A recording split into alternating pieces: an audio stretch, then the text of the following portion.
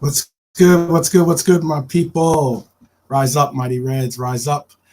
I am the Liverpool 12th man, and I am going to be doing a preview today. Hope your weekend is lining up just right for you. The TGIF going on, you know how it is.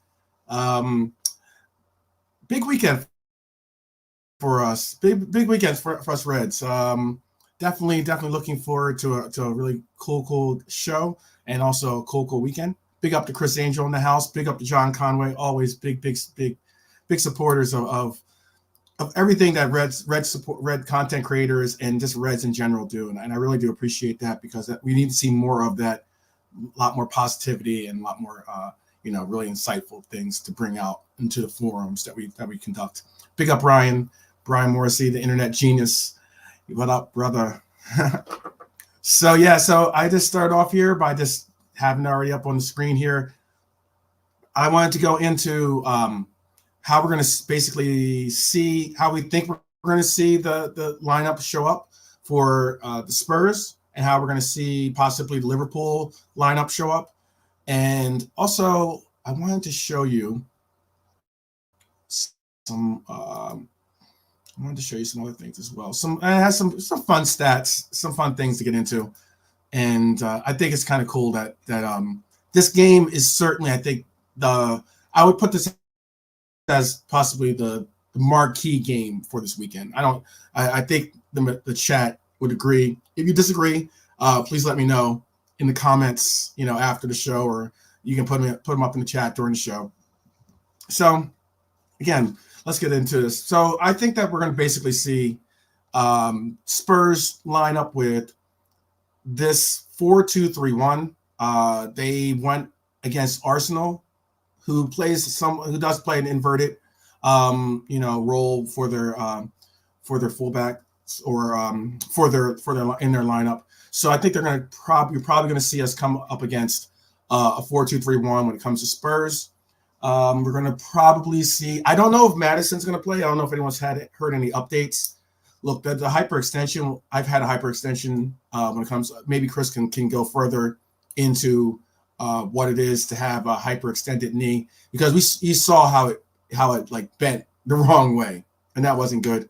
I'm obviously not wishing or hoping that he's injured at all. But I know that is a serious.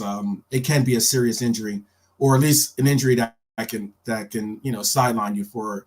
I would assume for at least a game. But one unique thing about the Spurs is that they don't have to worry about. They don't have to worry about the League Cup any longer, and they also don't have Europe to worry about. So they have the entire week to recoup. They have the entire week to basically get everything right with injuries and prepare and get rest. So that's the one thing that's a major thing that is concerning me, is the fact that they have a lot of time on their hands to kind of get ready for this game. So again, I'm looking at Madison being in the middle, Kuvalevsky being on the right, Johnson, who I think Johnson's a good player, by the way. He should have scored last week against Arsenal, if not for a great save. Bissouma and Sarr going to basically be that pivot in the midfield. I think you're going to see Pedro Porro on the right, Romero in the middle, Van der Ven. Oh, is Johnson out? That's good. Okay. And not good, but I mean good for our likes then. That's interesting. So then I wonder who, because I saw, okay, so I know that I was watching Cop TV, and he had, the Tottenham representative for on his show. And yeah, you think so? You think Solomon's going to play? That's very interesting, because I know that she said, she was speaking about how that despite the hamstring, that it was more so a precautionary tactic for them, and that they were going to utilize him anyway. So yeah, that'd be interesting to see if they end up going with Solomon, because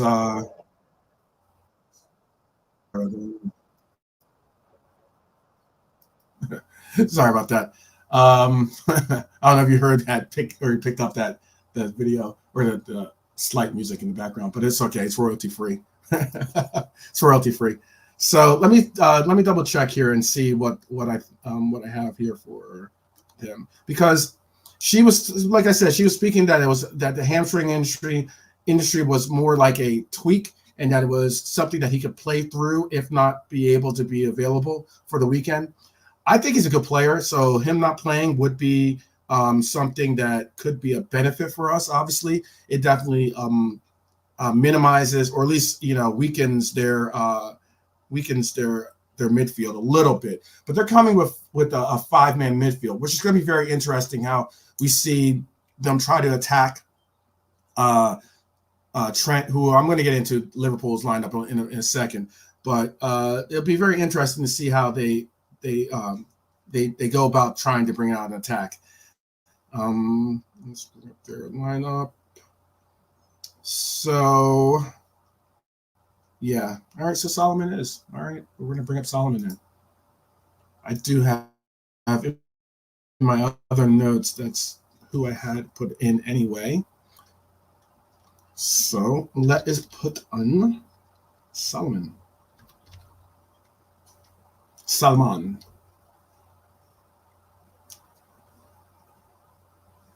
I still have him for Fulham. But yeah, so then if you do have that, and actually, you know what, it's most likely going to be Solomon, Madison. Okay. So yeah, Solomon should be an interesting addition. I think that definitely gives us a little bit more of a upper hand in the midfield setup. Not saying that Solomon's not a good player, or that he's like that he's rubbish or something, but it should be very interesting. I'm really going to be interested to see how Madison looks as a part to fitness. Madison's had a great year so far. I think that I also have seen Madison basically transform Son into a proper 9. Let's see, and Brian, that could be a shout. Brian saying he could play Richarlison up front and Son left, but I wouldn't back that. I think that he's going to hold off on Richarlison. I think he's going to put Richarlison on the bench and have him be a sub, his super sub, his pigeon sub, if we want to put it that way. So I think that this is most likely going to be the lineup that we're going to see for them. I think Van der Ven has had a good start for the year. He's definitely high. I know that we were in for him early in the year. I think Romero is a he is I'm trying to be nice with my words. Romero likes to go through people and likes to beat up or try to bully people. Should be very interesting to see whether he's the first to get a card in this game or not. Pedro Porro is on the right. And Udogie on the left. I think we can definitely get at them. I know Udogie has some pace, and Pedro Porro is definitely a well-adjusted right back, but I don't know if I would necessarily say they're world beaters in any form of the word. So, and let me make sure you can see this too. And their goalkeeper has been good this year. I think if anything, the only thing I would really, it's going to be a fun. There's going to be exactly. That's exactly what I was going to say. Internet genius, great minds think alike, as they say. There's going to be goals in this one. I think so. You know what? And it's kind of funny saying that there's going to be goals in this one, right? Makes you think there's not going to be goals. How you put out there is like whatever you think, the universe is like, hold your brakes. I think there's going to be goals in this one for sure. I agree with that completely. Vicario is, he's, I know I'm saying it more of a Spanish accent than an Italian accent. Visadio. No, I'm still saying it with a Spanish accent. Anyway, I think that their goalkeeper is going to definitely. I'm going to star your score prediction because we're going to get score predictions in a little bit. I think that their goalkeeper has had a decent year this year. He isn't exactly. I wouldn't put him in like some world-class status or anything like that, but I would say he's been a good keeper for them. He's brought in a lot more certainty when it comes to the keeper position than Loris did, and that's no knock against Loris because he was, and he for a long time symbolized what you when you thought of Spurs, you thought of their goalkeeper, who was their captain, and he was an important part of their team, even though technically he still is a part of their team, still collecting a check. Okay, so now let's move on to by the way, who I think could be someone of who could be our 3-1 our goal scorer for Spurs. Because I'd like to see a clean sheet, but with the way that we play and the setup, we don't necessarily need clean sheets. Definitely think that Son is a possibility of scoring. Kuvalevsky could be someone that measures into somehow being either an assist maker or a score taker. And Madison as well. Those are the three main threats I believe that they have in taking away our clean sheet. I think Son is pretty much I wouldn't say a lock. I don't want to say a lock because hopefully we can just knowing what you have on here, like guys, and whether it's let's get into our lineup for Liverpool because I want to see whoever we have playing that right center back be able to lock down. And even if it ends up being, because you tend to see Virgil not necessarily always take on their best striker, I should say. He doesn't always take on their best striker. But I will say that you could see it, possibly. All right, so let's get into what I see being Liverpool. So this is who I see showing up for Liverpool. I think what's really, really great about this year and what's really been great about some of the people in the chat and then also myself, whether it's Redbird, whether it's Marion. I mean, they're definitely on the committee on the Darwin committee. But I think what's great about this year is that we've seen Darwin really take a step forward in maturity and also in his progression of settling into his role and into understanding the team. He still hasn't learned English completely. He has a couple of sentences that are in his locker to be able to throw out there when asked questions during interviews. But I will say that we've kind of come to an established front three, despite the fact that we have two amazing additions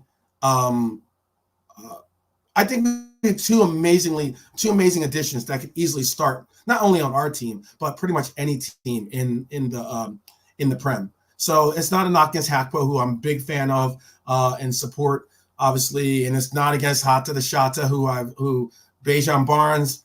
Hey, if you're out there, if you tune in later on, definitely leave a comment, brother. Bejan, I would never take Tony over Hatta the Shatta. But anyway, let's get back into this.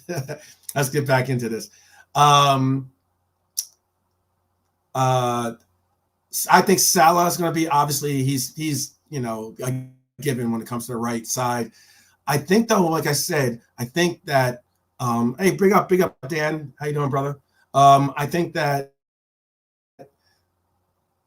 Diaz is established himself as that left wing option. I've always think that he's easily the most assured, or like, what's the word I should just say, or the most the best left wing option that we have, because he's an outright left wing. That's the reason why I'm stating that. Okay.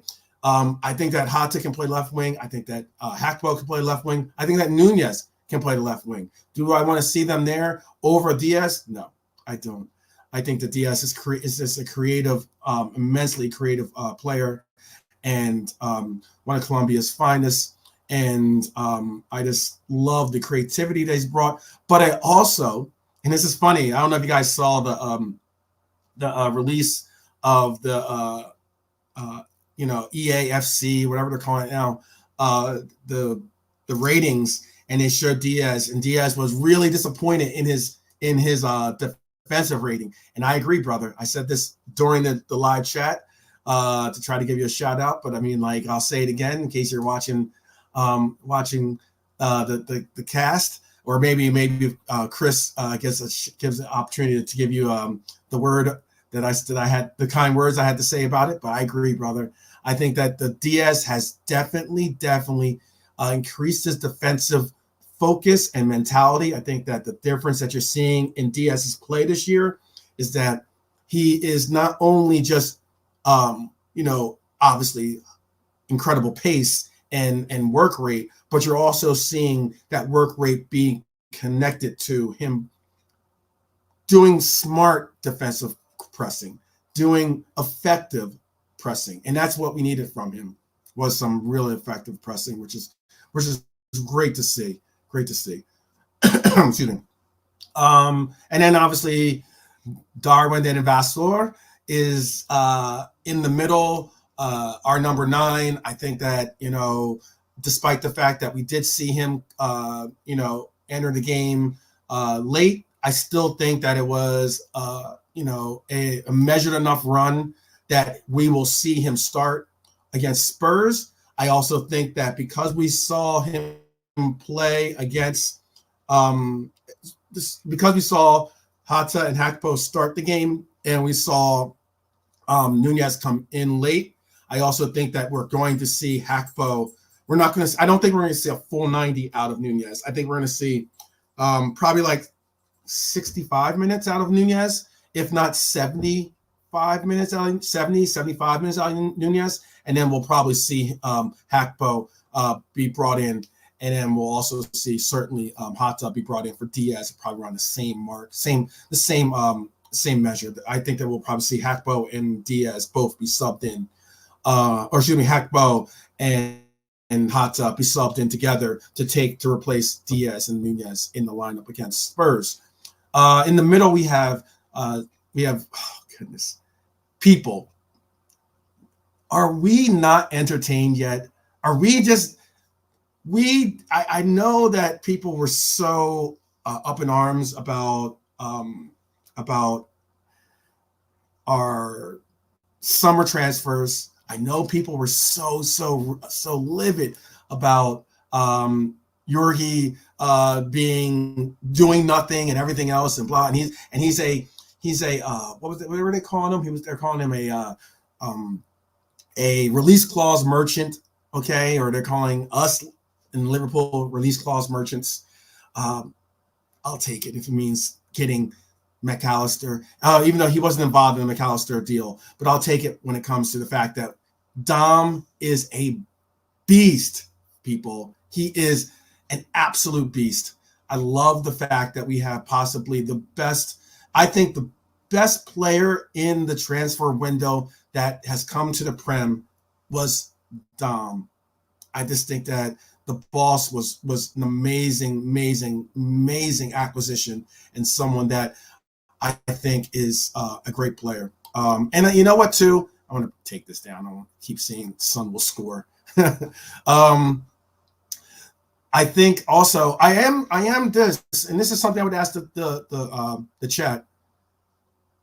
I agree with that too, and I'm going to bring up this point. We need to chill with the Gerrard comparison, and I understand that it's so early. It's difficult to when you have it's difficult to not say that sometimes. And Brian, that's just I agree with you. You don't want to put too much pressure on the player. I mean, like, it's just a natural player that you're going to assert being that comparison person simply because he's wearing the same number, because you see certainly some attributes that in his game that are Gerrard-esque, but yeah, I agree. Gerrard's played over 700 games. Dom has played 8. Yeah, I know. I get it.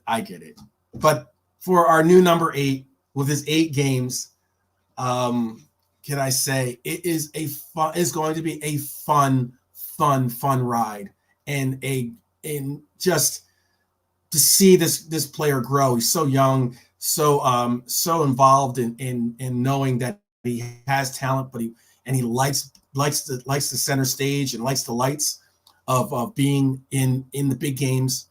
I am really excited to see his progression and his growth, and I think that Dom is a fabulous player, and I think that what's unique about Dom is that I think that he is a player that definitely, I think he's warmed to the idea and concept that he is now on one of the biggest teams in the world. He is now on the threshold of being one of the best players, eventually, certainly, on one of the biggest clubs in the world. And I think, is loving every bit of it. And I think that, like, I agree. Look, I was one of the first to say, when I saw Nunez and I saw a lot of highlights, there were hints and there were things that I wanted to see him do, like El Nino. Is Nunez El Nino? No, he's not. Can he be? Possibly. But I want Darwin to be Darwin.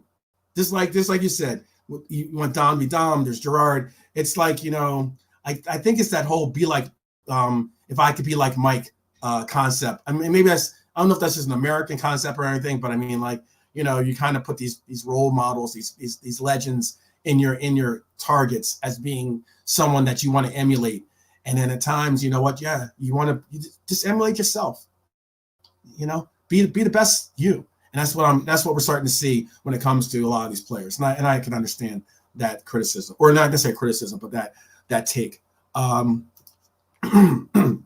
So, and then at the DM, what are we saying about my Japanese shogun, my dynamo, Wataru Endo?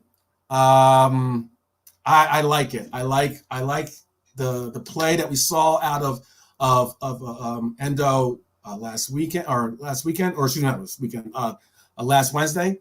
And I also can say this. Look, people, when it comes to Endo is certainly a this one I have to disagree. Brian saying he's seen Jones in for Endo. I get what you're probably going to say too. You're probably going to say that McAllister plays that DM role or that center mid. I'm calling it a hybrid DM, but that CM role. And I think that you're going to see McAllister, and you're saying that that Jones will play. Jones will play in the left mid, and I can understand that take, but I also see it like this too. Jones did play. I believe Jones played a full 90. I want to say against Leicester, and I'm not saying that Jones shouldn't be in the starting lineup. I don't think. Okay. I see what you're saying. You're saying that's what I think Klopp will do, not my pick. Okay. Okay. I get what you're saying. I personally could see us saying, and this is something I've been saying from the very gate. And again, this is what I've been saying from the very gate. And it's funny because I love the fact, again, I'm always I want to give my Mighty Res Army here the best weapons and tools. And you guys do the same for me, and I love it because the dialogue that we engage in is so constructive And I like the fact that we're able to like really bring out some great points amongst us. Because one of the points that I've been stressing is this, is that I think that our concept this year, Klopp's concept this year, obviously with the possession and also with the counter press being one of the two biggest options that we stress being our focus. When we picked up Endo, despite the fact that we were going for Caicedo, despite the fact that we were going for Lavia and we didn't get the two, and we ended up, obviously shifting into gear for Endo, I personally thought that it made a lot more sense. Now, I would have loved to have gotten those two players that still think are good players. And I'm not, and this isn't a knock against either of them. But what it is that by getting Endo, you got someone that was selfless, someone that fit a role that we needed now, not later, not to grow into, not to grow into a year, 2 years later, something along those lines. A player that brought veteran experience, a player that understood that he's not here to be the show, someone that's going to be a complementary player, and a player that can understand that role is important. Like I said, just because you aren't the big name star doesn't mean that you're not a valuable piece of the puzzle. And that's where I think that sometimes a lot of us don't really conceptualize. We want a team of all like mega stars, superstars, and that's just not how it works. It's just not. So when we got Endo, and we started, and even when he wasn't playing, and McAllister was playing in that role, which is what I'm calling like that hybrid DM/CM role, I was saying that, one, I don't think that Klopp had any real concept of trying to get a destroyer. I know that people are trying to say that Caicedo is a destroyer and that he's such a good player, this and that, for being a destroyer. But I never really said, I never really thought of Caicedo being at his height the same as Fabinho at his height as a destroyer. And I think that having these options in the midfield has created us having one of the most dynamic midfields in the Prem. And why I was getting about Endo is, and McAllister's role and Endo's role, is that by having McAllister, we can have that DM/ again, hybrid DM/CM role where you could have then Jones being a press-minded left mid, and then you could have Dom obviously being the all-encompassing right mid that's everywhere on the pitch practically, and then you could have McAllister being a more offensive-minded facilitator style DM/CM, hybrids, DM, I guess, again, player. But when you do have the option of having Endo to be able to say, okay, well, now we want someone that's going to be that destroyer, or someone that's going to be that player at DM, a more traditional DM that's going to be on the pitch to do interceptions, on the pitch to do track down and tackle and throw his body into challenges all over the pitch and be the guy that mops up problems. I think you have that in Endo. And that's why I keep stressing that he's not scared to get into battles. He's not scared to win aerial duels, despite him not being the most, him being vertically challenged. Okay. Like, I think that with Endo, I think we've seen the fact that he's starting to get and understand his role on this team. And what's unique about Endo is that, and this is something that I heard too, which is incredible, and because he said it in his quote, family is important, people. I don't know. I know that the people in the chat are again, my family, my Reds family, my mighty Red Army. That's how I view it. I'm willing to go, to not only walk on, but to take on battles for you, with you. And I'm not looking, and I never want to say that we'd be doing battles against each other ever, because that's just something that families should not do. And what he said about the fact that his children are home, that they're with him, that I believe he's got 6 kids. I want to say six children. at least 4, if not 6. And he was talking about, I think he has 6 and 4 of them are in school, because he just talked about how his 4 children are, situated in classes and school, and how they're going to classes, and how they're, and that was something that he mentioned. And there's a part and portion of why he mentioned that. I think the reason why he mentioned that is because, much like a lot, in the Japanese culture in general, I think that family is important. Family's important, and like a father's role in a family is a equally important role with the mother, and having that family dynamic there can also help your mental status, your mental state. I think that, like, you not being able to come home to your children, and this is coming from someone that doesn't have children. Okay, I can still recognize and empathize what that is about, and I think that Endo saying about how his family's pretty much finally settled, and and those things that maybe that mental block, or maybe that or that not just a mental block, but that thing that's troubling you, or something that is kind of lingering, that mental thing that's lingering in your mind. Hopefully it's behind him now, and he's able to really, really settle in. And I think that's what we're going to see with Endo going forward. I think that, in my opinion, he was man of the match from this past weekend, or past Wednesday. And people might say, oh, well, it was Leicester, and they're a championship team, and blah blah blah blah blah. No, let's not even go there, people. On some real 100.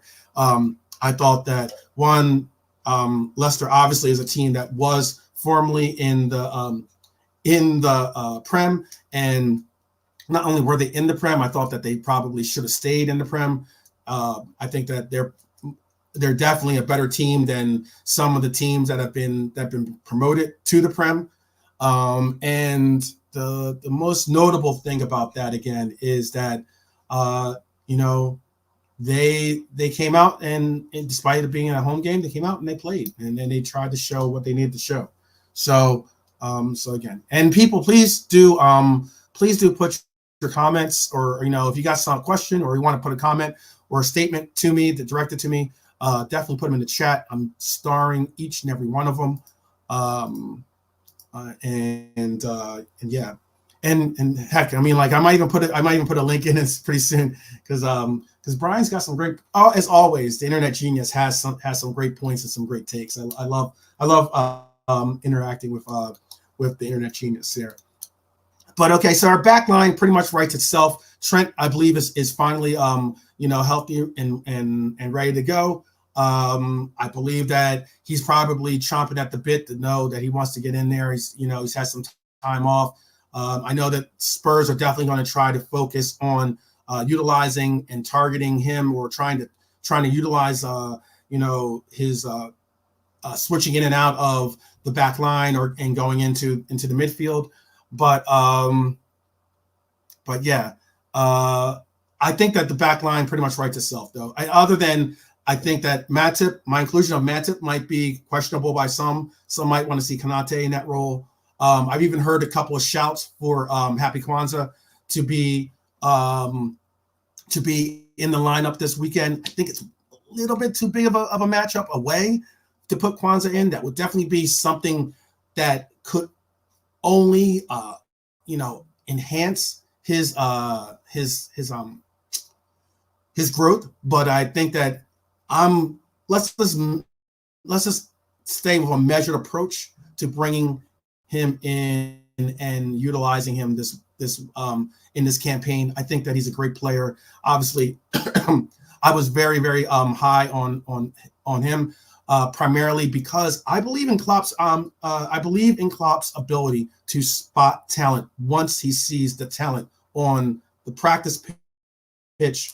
Once he sees that player in front of him, the way he's interacting with, the things that he's asking that player to do, and also how he's interacting with the team and everything else. He's, obviously Pep as well. But I think they both have a very good eye for talent. And I think that the loyalty and the commitment to building players is great. I think that the fact that our coach puts a real commitment into wanting to see players, youthful players get opportunities if given. I love that about our coach. So our back line is going to be Robbo, Van Dijk, obviously as the captain. I have Matip in, and I have Trent in as our right back. And obviously it'll be that inverted right back. And it's a no-brainer when it comes to our goalkeeper. Alisson is going to be our goalkeeper, of course. So what are you guys thinking about a little bit? Oh wait, you know what? Before I get into that too, I was going to ask you for your score predictions, but let me go into some of these comments. I did say I'd get into them. So,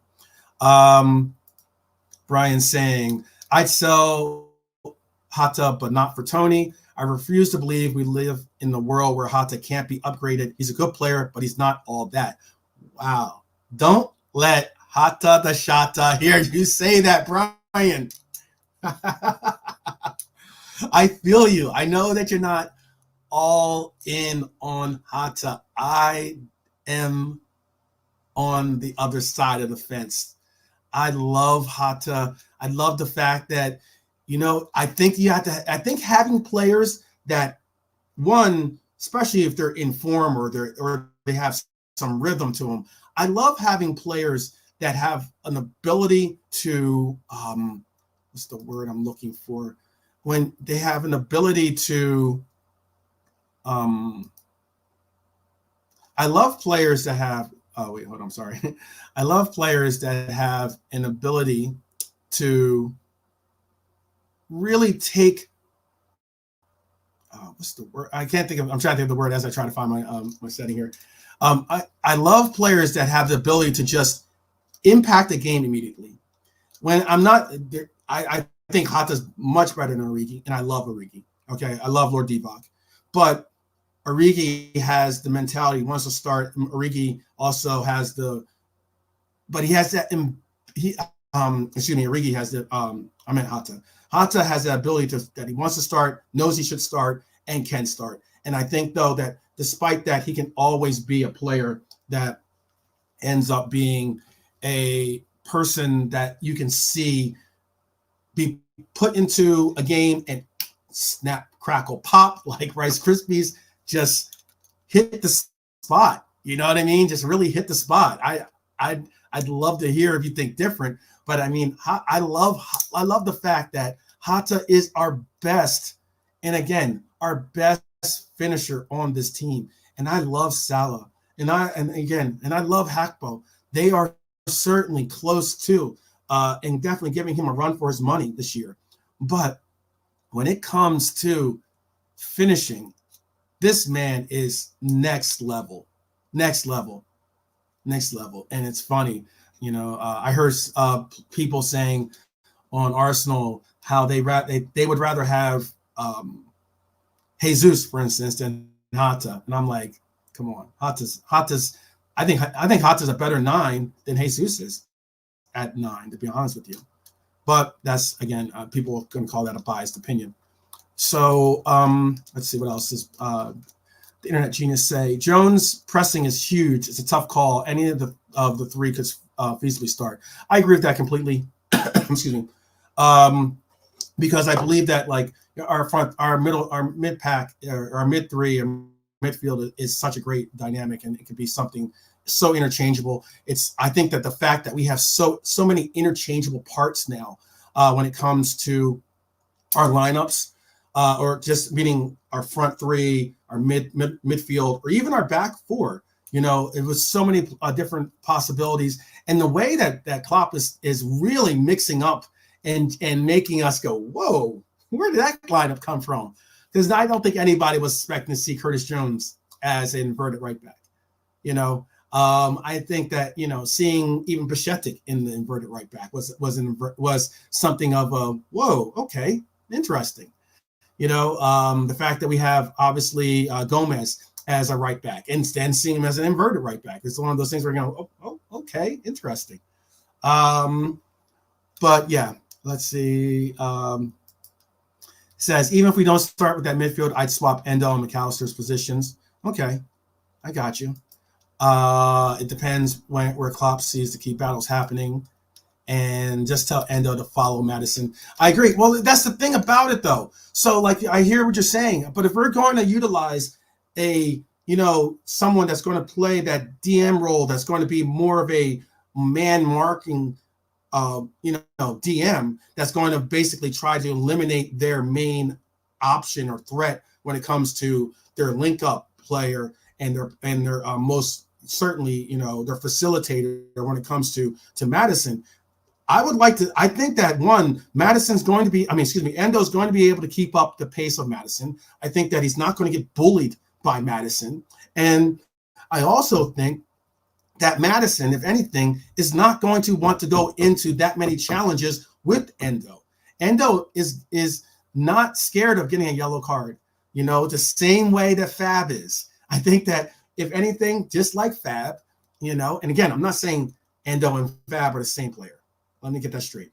But what I am saying is that just like Fab, I think that Endo tends to play better, not say better, but he tends to keep the level, if not increase it, but definitely keep the level of intensity despite having a yellow card. And we haven't necessarily seen Endo get, crazy numbers of yellow cards, obviously. But yeah, I would like to see him basically shut down Madison. And we could see that. And maybe people will put some respect on my Nippon brother's name, Wataru. Yeah, a bit too soon to start Happy Kwanzaa. I agree. I mean, there's a lot. I love it. I love the fact that, it could be like that. Nilante, brother, what is good, my brother? So let's see. What does Nilante say? The midfield is a worry when Spurs attack. You know what? I think the primary thing of why we're looking at it as being a worry is because we're now going to have, even with Trent inverted, we're now going to have and you know what? Why not? Hey, you guys, if you want to come in and I've got about like 15, close to 15 more minutes. I'm just going to do probably a 60-minute match today, not full 90. If you guys want to come in and give a shout or give a couple comments, I'm going to put the link in the chat here. Definitely, you can join the party here and say what's good, because I know we're all family here, and I love engaging and showing love, sharing the spotlight with my brethren. Oh, Lloyd McCalla, hi, brother. Big up, for sure. I am well, thank you very much, and I hope the same for you, as always, for my Reds, for sure. So yes, so let me put this in. I put it in the chat. I'll put this up here as well if you guys want to jump on. And if you guys want to join, you're more than welcome to join. I am going to. Okay, Milante is going to say hello. That's what's up. And let me bring this on here. Big up, Milante. How are you doing, brother? Yeah, Top man, what's good, man? How are you, bro? I'm good. Just going in on what we expect to see for this Spurs match. I know you said something about the midfield. I want to elaborate a little bit more on why you think that it's a worry when the Spurs attack from their midfield. What is troubling you about that? Well, to be honest, Top man, my thing is this: if we're starting with Jones, Sobol, and McAllister, now Spurs. I mean, I watched the game against Arsenal last weekend, and they were good. They were good. They were probably, if I'm honest, Arsenal were lucky to get away with that. So my thing is this: when Spurs move the ball quickly through Bissouma and Sarr, and then you got Madison breaking their lines, because we don't, and again, I'm not saying it's the be all and end all, but because we don't have that natural DM, I think, and sometimes we've seen in certain games this season, we have to be realistic. We've had a good start, but defensively at certain points when teams attack, we're lacking in a slow start. So when they attack with McAllister, Sobbo, and Jones, and yeah, they put in the work, we might be exposed a little bit. And Spurs are a good enough team that, I mean, yeah, we could come back, but if they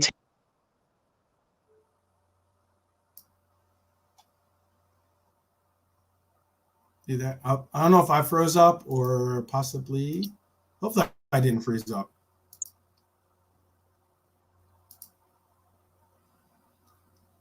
Oh, you there? Yeah. I'm there, Oh, still there, for man, still there. okay. Did I freeze up? Did I freeze up, or was it? I think maybe. I'm not sure, you know. I don't know what happened, man. I think you're Okay, right. I think you're right, man. okay. Let's see. Brian, I don't know what happened. I don't know if I knocked you out or not, but definitely you come back on in. Come on back on in. We got Lloyd and we got Brian. Okay, cool. Got you guys down. Hello, brothers. How are you? Hello, Lloyd. Hey, how you doing? Good. How are you? Good. I'm good. Yeah. I'm good. Thanks for having us in this show, 12th man. A pleasure. No A pleasure. No problem. Brian, how are you, brother? Internet genius. Can you hear me? Can you hear me, internet genius? I think Brian's still working out his thing. When internet genius, when your mic gets set, just give a holler and say hello.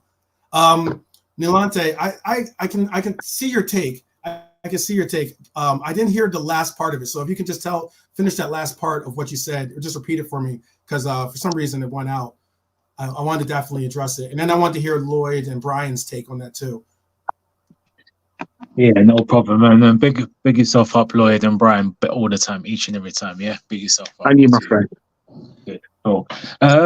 My point is just that I feel that the midfield, and again, my point was watching the Arsenal, because I like to watch all the games, so I'm interested in all games. Right. And the way Maddison was balling out was really good. And obviously, this is a different Spurs, a more hungry Spurs. So my thing is not that it's the be all or end all of our team, but because McAllister, Sobbo, and Jones, and yes, they press well, they've got energy, but they can't tactic discipline in terms of having a disciplined shape when Spurs attack. So my problem is Spurs take advantage and create between the lines, then there'll be a problem with a little bit of a problem for us attacking, and for the fact that we've been slow starters. And yes, it's been great, the fight, but at some point they'll catch up with us. So that's all I'm saying. So so the first goal is key in this game. So that's what I'm a little bit worried about. So yeah. Okay. Lloyd, do you have the same concerns, or do you think of, or do you have another concern on the pitch that we have to? Yeah, I think for me, it's one of those whereby when you look at what we've done currently and how we've started games, I think we've started games quite slowly, and I think that is a bit of a concern for me. I've actually said this before, and I've highlighted it in various other shows in the way that we've been quite fortunate in a sense that some of those clubs that we've played against, some of those football teams, we've been able to sort of overcome them over a period of time because of how our new midfield, if you like, have been sort of pressing and the way that they've played. And I think that's really helped us out a lot. My concern is that if you get a team that is able to nullify us in those areas and start off on the right footing, they can quite easily then, for me, sort of change various formations and look at how they can maybe block off some of those things that we have I wouldn't say we've struggled with, but I know that we haven't really, I don't think so anyway, we haven't really had a team that's really sort of been there to challenge us. I mean, when I looked at the first game of the season against Chelsea, my first impression was, it's going to be a tricky game. And when you actually looked at the game as a whole and looked at the result, I thought we were lucky. Now I'm thinking to myself, that is 2 points dropped. When you look at where Chelsea are now and how they're playing. Yeah. So for me, it is a bit of a worry, I think, in a sense that we do need to, and we haven't really done this really. I mean, when you go back into those successful sides, where we've sort of really challenged and pushed Man City and even won the league, we were absolutely fantastic in the sense of when we first started. We were sort of like how Arsenal were last season. You know, the first 15 minutes, we were bulldozing teams. now it seems to take us a bit of time to sort of get into the swing, and maybe that could be because of, like I said, new players maybe wanting to sort of get to know each other, understand people's plays and strengths, and obviously those sorts of things could be a potential issue. But that's my only worry, is if we can hold them out for the best part of like 20 minutes, 25 minutes, I think we've got the 3 points. Okay. I can understand both your points, because if anything, I think the huge difference, and tell me if you don't feel this way too. I know you guys have concerns about, Lloyd, you have concerns about the way that we started slow, and Nilante said the same. But the difference with this year, for instance, and last year, is that this year, and years previous too, but primarily this year, it seems as though I personally don't have a fear of going behind. I don't have that fear of like, oh, this could get ugly, or oh, we just don't have anything that we can bring off the bench, or anything at in that second half, or whatever point we're down at, that we could overcome this obstacle. And it seems like this year, having that I think last year you saw that mentality only arise towards the end of the year. There were portions of the beginning of the last year when you saw like people get their heads down and they couldn't pick them back up. And I think once you have that, I know we also often get into these conversations about form of players, and it seems that a big portion of a metric you can't necessarily say or say, oh, it's a statistic or something, but confidence is huge when it comes to understanding a team or their ability to play. And I agree. The worst thing about having, if it wasn't for our stands, I think that we would have obviously had we would have come out with a home game. I think we would have been undefeated possibly this year if we were able to have that first game be at Anfield, but being that all the, Caicedo and Lavia bull crap, all that stuff in the headlines, it kind of took away our focus and made a game that was a big game, but shouldn't have been as big as we were as it was highlighted to be. It ended up being where, hey, we get results. Results are normally draws for us at the Bridge, but yet, I was saying like, I think that the difference this year though is that mentality monster concept is back. Do you not agree with that, Nilante? Sorry, yeah. Lloyd? All right, go ahead, Lloyd, you can answer, and then Nilante, I'd love to hear your answer. No, after Nilante, no problem. No, go on, no, Lloyd. After you, sir. You started. Sorry, I'll go after. No problem. Oh, bless you.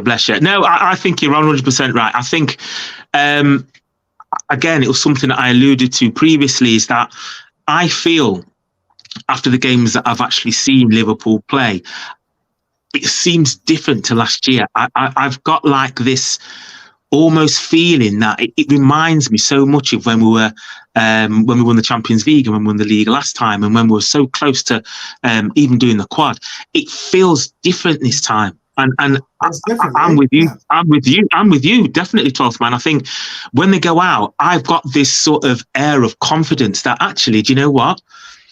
Even if we do fall behind, and even when we're sort of like not playing very well, I know I have this confidence that we are going to get the 3 points. Or if we don't get 3 points, we're certainly not going to lose.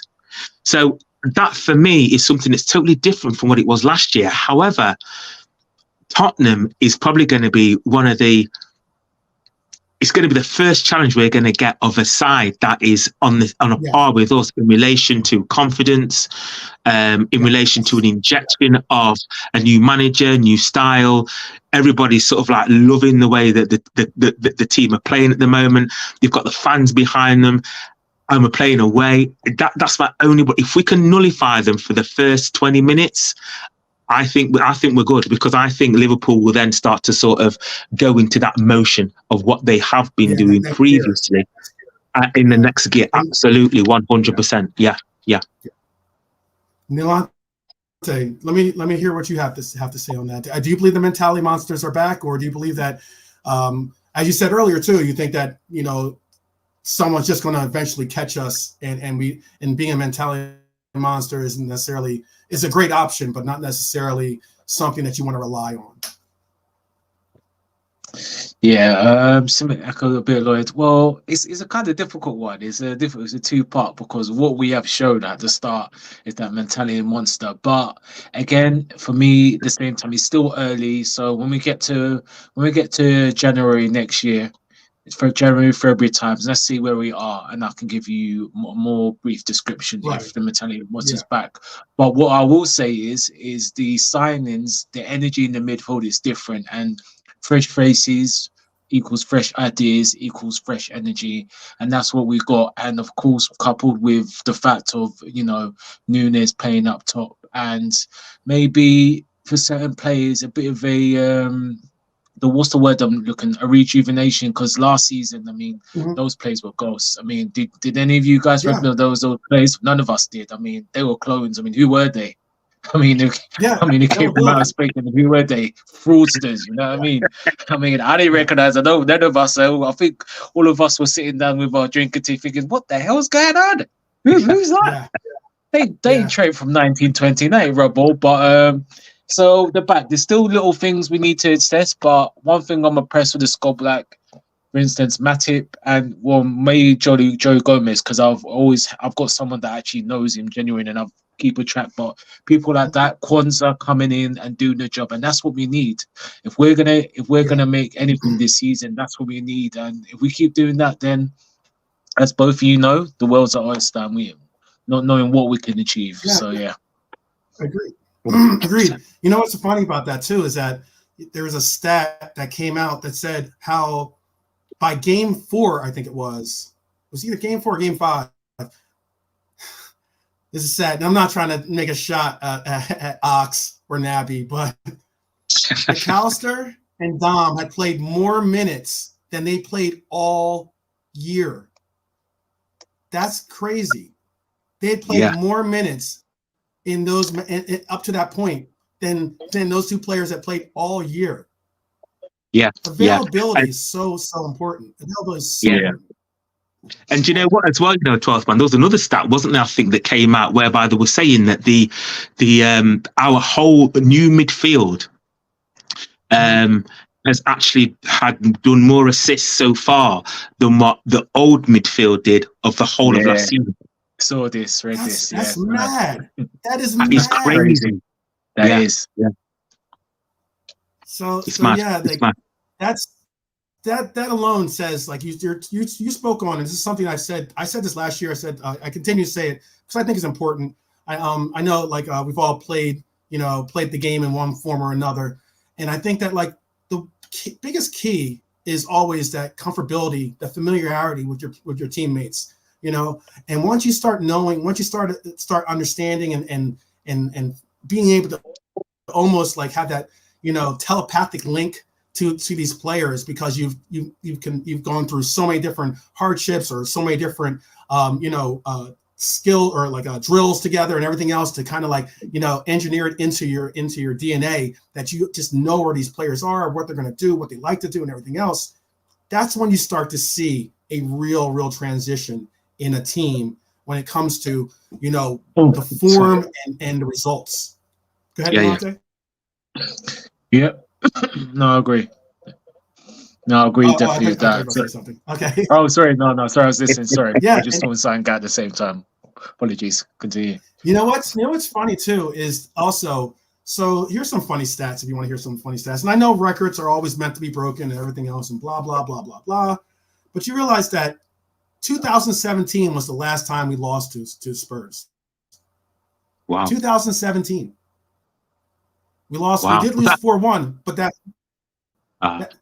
Yeah. Was that at Anfield or was it at their ground? The new Wembley. I think it was at Wembley. New Wembley. It was at New Wembley. Yeah, when they were at Wembley for a couple of years. And not only was it at New Wembley, we ended up, that loss projected us into like one of our longest winning streaks of all time.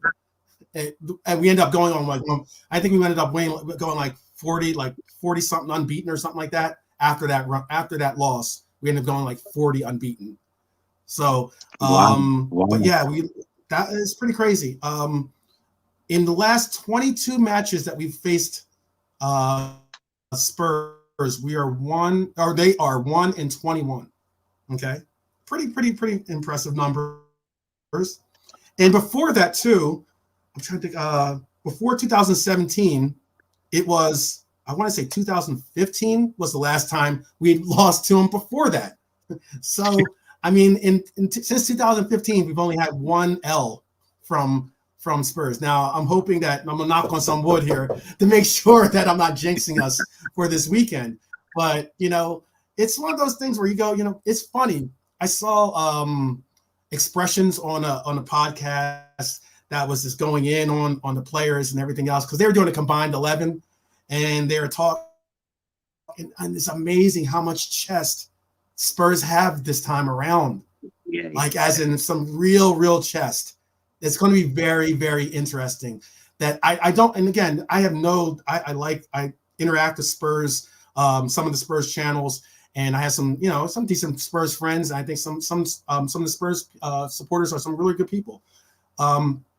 But it's very interesting how there's some Spurs out there that are really saying this is their year to do something. They're really all in on this coach. So it's kind of crazy. Do you what are you seeing? So who do you guys see? And we'll go to Nolante, and then we'll go to Lloyd. Who do you guys see being, if we're going to do this 3-1 FC or whatever we're being called now, 3-1 FC? If we're going to do this 3-1 FC, who do you see being their goal scorer? Who do you see being their goal scorer? And I know hopefully Brian's got it worked out here. I'm going to bring Brian in and see. Brian, you there? You good, Brian? I think he is good. I can hear him. I can hear in the background. Nolante, who do you see being the person not only that we have to focus on? I can't hear you guys. Sorry. Okay. I'm gonna do something real quick. No worries, Brian. Nolante, who do you see being their goal scorer, or the person that we have to focus primarily on? I know you said Madison is a concern, which I definitely can see and understand. I don't think that Madison got that hat trick a while back, a couple games back, but I don't think that that's the player that we're going to have to necessarily focus on. I mean, do you think that Son is the primary is going to be their goal scorer, or do you see maybe Kuvalevsky, or do you see Madison maybe, or someone else?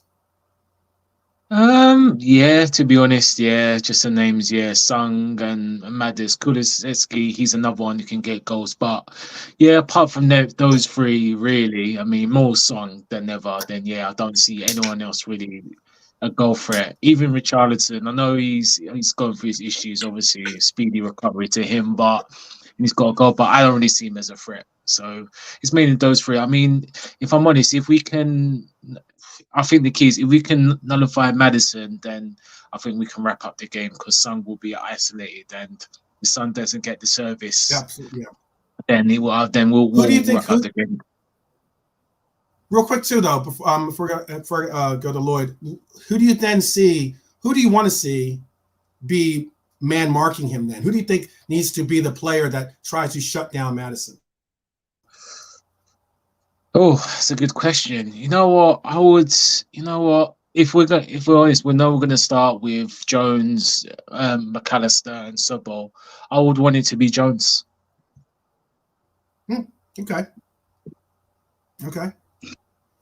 Lloyd, same question. Who do you see being their goal scorer, and who do you and if you have the same concerns about Madison, then who do you see being the person that you want to be, marked as being the guy that has to shut him down? A very interesting question.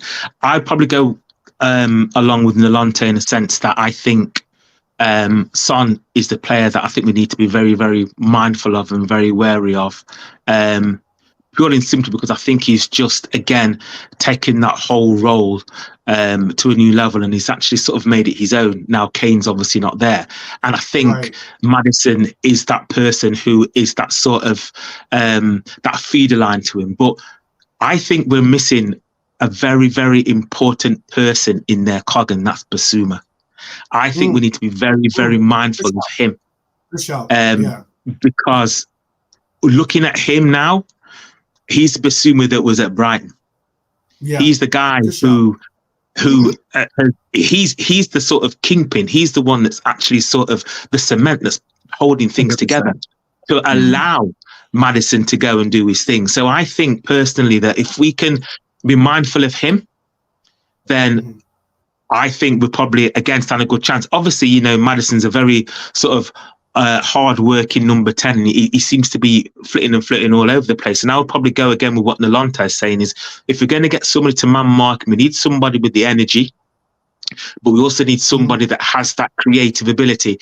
I wouldn't want to sort of have Szoboszlai doing that type of job, because I think Szoboszlai is somebody who you need to just let go and have that free the leash and let him roll and do his thing. But I think Jones is probably the person, if we're going to look at that starting three in midfield, he's the one for me that's probably going to be the person that's probably going to man mark Maddison, I think. Okay, I can see that. Basuma is a really good shout. I mean, I think that he's had a resurgence in this lineup for Spurs. 100. I think 100. Yeah, and I think that, you know, I even think that Sarr has like been able to, like, you know, progress his game a little bit as well. Beside Basuma, you know, as in like trying to basically complement Basuma to be able to do the things that he's able to do. That's a really good shout. Do you guys think possibly, and chat, please engage as well with this. Do you think that, one, we're going to win the possession battle, and excuse me, if we are to be because I think that we are going to win the possession battle. I've heard people think that Spurs are going to control the majority of the game when it comes to possession, mainly because of their of what you've been saying about Maddison and what you've been saying about Basuma as well. But if we win the possession battle, could it be that, I know we have to worry about Maddison's son, obviously, their son, especially the way that he always seems to be able to find some option or some way to get a goal against us. But do you think possibly that because we're going to control the possession, or if we do control the possession, excuse me, that we could most likely turn the tails on them, and then that they'll have to worry more about our front three and especially our midfield pushing forward, that they won't be able to have enough time to transition into their game. They won't have that, as much as like they want to get into that possession base, you know, what you somewhat saw them you know, eventually transgress into against Arsenal. They won't have the ability to do that because they won't have the ball. They'll always be pressing, they're always trying to get the ball back, and they won't be able to get that natural progression going. Nalante, do you think that's a possibility, or do you think that's a likelihood, or do you think that that's something that Spurs are just going to control the possession and we're going to have to necessarily look for our counterattack as being our ways of scoring? To be honest, I think is a bit of both, really. I think the team where we've got now is a different dynamic to the team we had before. So we can control the possession. We've got ballers there that can control possession, but at the same time, we get the counter attack. We've got the midfield to not just thread the ball forward, but obviously get shots on target, shoot on sight, which is something I think both of us, me, Lloyd, and other fans, have been crying out for the last 2 years or so. So it really depends how the game goes. I mean, like I said, my thing is just original start is just how we deal with defensively with Spurs. And if we can have a solid enough back line, Van Dijk, you know, Robbo and Cole are on point on this game, then that'd be a key for us winning the game itself. Lloyd, what are your thoughts? I think taking on board what Nalante's saying, and I think it goes back to what I was saying before. I think that if we can nullify them in the first 20, I think it's going to be a bit like a game of chess, to be honest, you know, 12th man. I think it's going to be bouts of the game whereby they'll have possession for periods of time, then we'll have possession for periods of time. And I think it's going to be a bit like that. And I think the game's going to hinge on whoever takes their chances.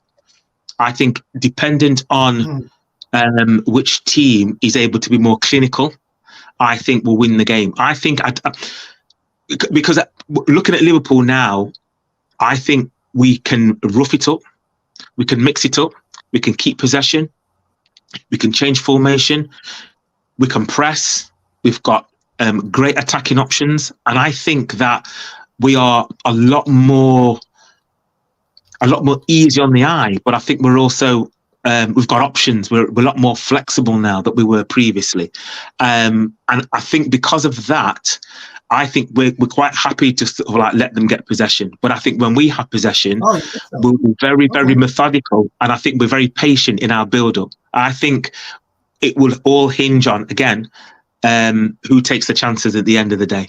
So I think I don't think it's going to be when you look at the end of the game and you'll see like a 60-30 possession. I think it's probably going to be closer than what you think.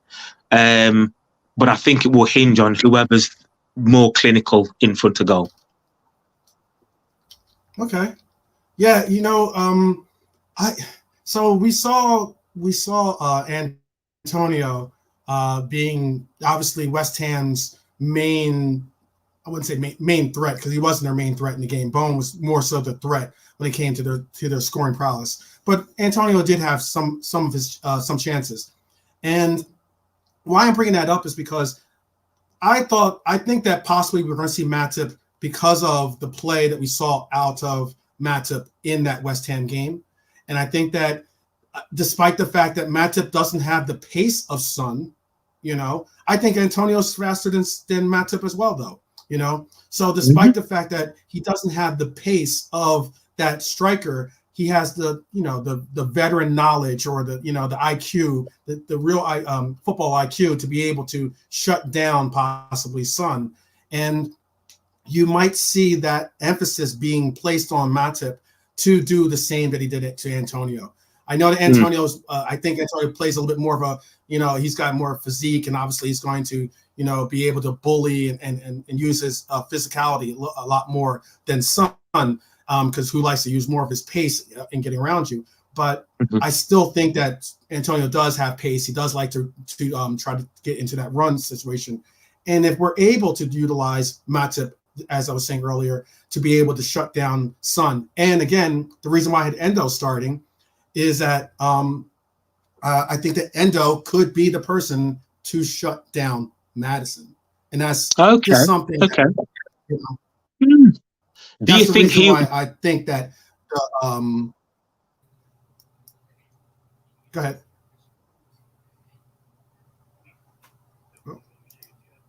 Go ahead, Lloyd, go ahead. Sorry, I was going to say, so do you think that they will actually play Endo then?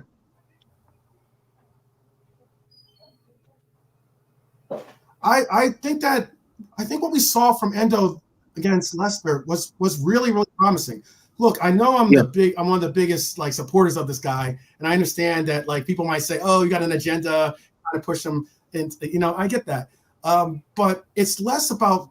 I think that Endo provides different options for us for what we want and need, and with them definitely having that dual pivot of Basuma and Sarr, you're going to be able to utilize a DM to be able to take away Maddison. If you want to see Basuma and Sarr push forward and they're going to be, and you're going to try to utilize them as being your offensive threats, have at it. That's at least my opinion, But if I know that I could take away Maddison with Endo, okay, and yet be able to press forward Dom or press forward Jones or Maka, whoever that person might be in the left mid role, I think that's where you put them on the back foot, and that's the reason why. At least that's the reason why I was doing my best Pep / Klopp boardroom. Impossible. Pick up the Bayesian Angel representing Bayesian Reds TV, who has just joined us. Yeah. What's up? Oh, Lloyd, I haven't seen you in a bit, man. You okay? I was going to say that, my man. How's family? Everything good? Yeah, everyone's good, man. It's good to hear from you. Nice to see you, my man. Nice to see you. Yeah, how we doing, man? I've had a lot of things going on, personally and everything. It's been quite a challenging year. That's why you haven't seen much of me, unfortunately. Yeah, I'm good. I've just got to sort of take every day as it comes, and look after me with the half. She's having treatment. She's having chemotherapy at the minute, so it's been a bit of a difficult, bless, challenging man. thing. But yeah. We're hanging in there, man. We're hanging in there.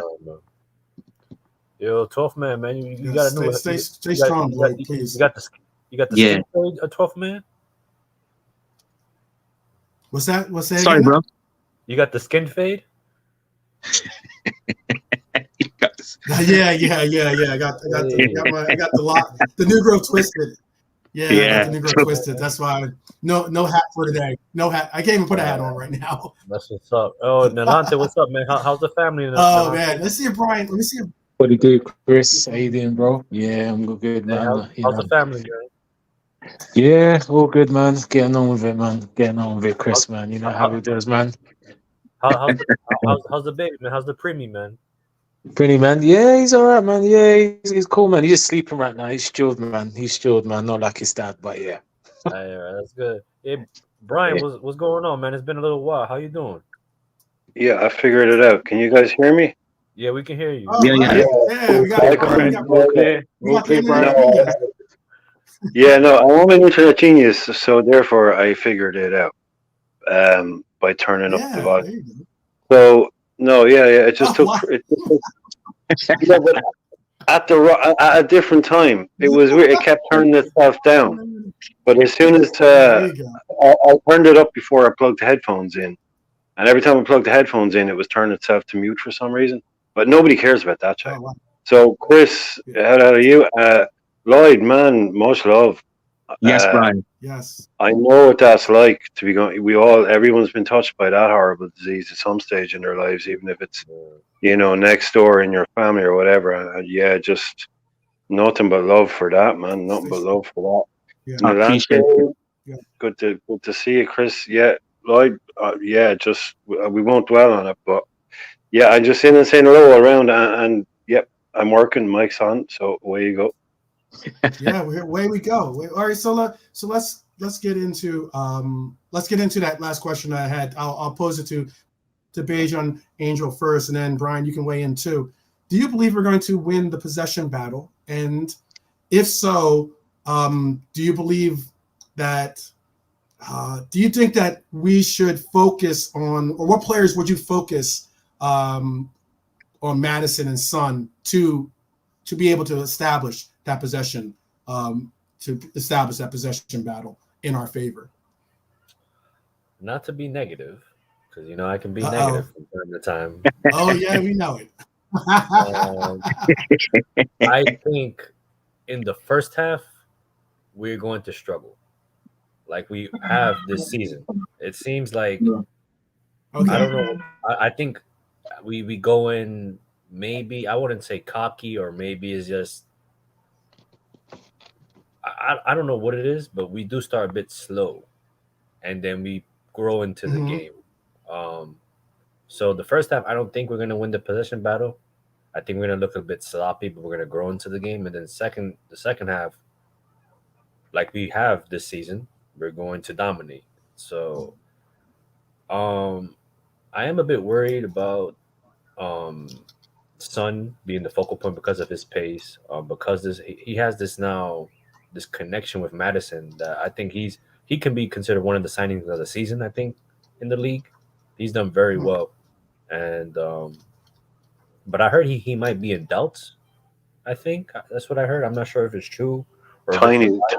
Tiny little doubt. So that means he'll play and stuff. That's same with Son. They're saying Son is a tiny, but they both trained today. Okay. So no, they'll play. Yeah, it'll be like it's like the same thing we heard about Bowen, how he was supposedly like sick and not going to play, but he ends up coming out and doing work. But for some reason, right? Like I know a lot of people might be a bit worried, but Spurs have been playing attractive football, right? But attractive football doesn't necessarily win you games, right? And based on the opposition they've played, they've played not that really good teams. Not to be disrespectful or anything like that, but they've won what they're supposed to win as a top 6 side. But I don't think it's been like convincing, in my opinion. So it's going to be an entertaining game. It's going to be I think it won't be there'll be no clean sheets in the game on Saturday and stuff. So, which is unfortunate. But yeah, that's what I have to say about that. Realism Jared's got a different thinks that maybe there's going to be a surprise. Really? Well, it all He depends thinks on. he thinks it all maybe some people. it all depends honestly on like who's going to be on the back line, who's going to be in midfield, and it's just about the communication between our midfield and defense. Yeah. So, we'll see. Yeah. Well, we know for sure Allison is starting, so Yeah, that's good. Robinson's most likely going to start. Is Trent going to be back? Should we wait? And I think not he rush? is. I think he is. Is he back? I think he But then is. are we going to just throw him in and just make him start the 90 minutes, or are we going to bring him into the second half or something when people are a bit tired and he can open passing lanes in the second half? Maybe something you can think that way. Is Van Dijk and Konate going to start? Is it going to be Matip this time? It all depends on the combinations that Klopp thinks. I would like to see Gravenberch, McAllister, and Sabazalai start. Okay. That's an interesting. Sound a bit different. You know, I mean, like I kind of want to kill the game early. In my opinion, like I don't like that. I don't think like that we've been leaving it in the second half to kind of kill games. I kind of want to like be dominant. I want another Aston Villa performance, in my opinion. Okay. Yeah. Yep. Brian, what are your? Do you think we're going to win the possession battle, and how do we do so? If we how do we do so to basically establish that? Well, I'll throw that back at you. Do you think we need to win the possession battle to win the game? Because I don't think we do. So I think we can, the way I look at it is the way that Chris is looking at it is that all our games are following that pattern this year of starting slowly and letting other teams into it. And again, I spoke about this to you, I think it was, and I was saying like that's what pretty much going to happen when you have a new lineup in every single game, a new 11, a new back four, a new midfield. It takes us 20 minutes to kind of feel each other out. If you're unlucky, you're playing against top quality, even in the likes of Wolves. The Premier League has top quality footballers at every club, even the smallest clubs.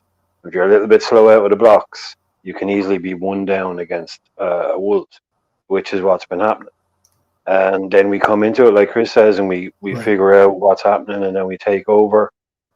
So I would imagine it would be something like that, but I would also look at what they did when they went to Arsenal. They got a 2-2 draw at Arsenal.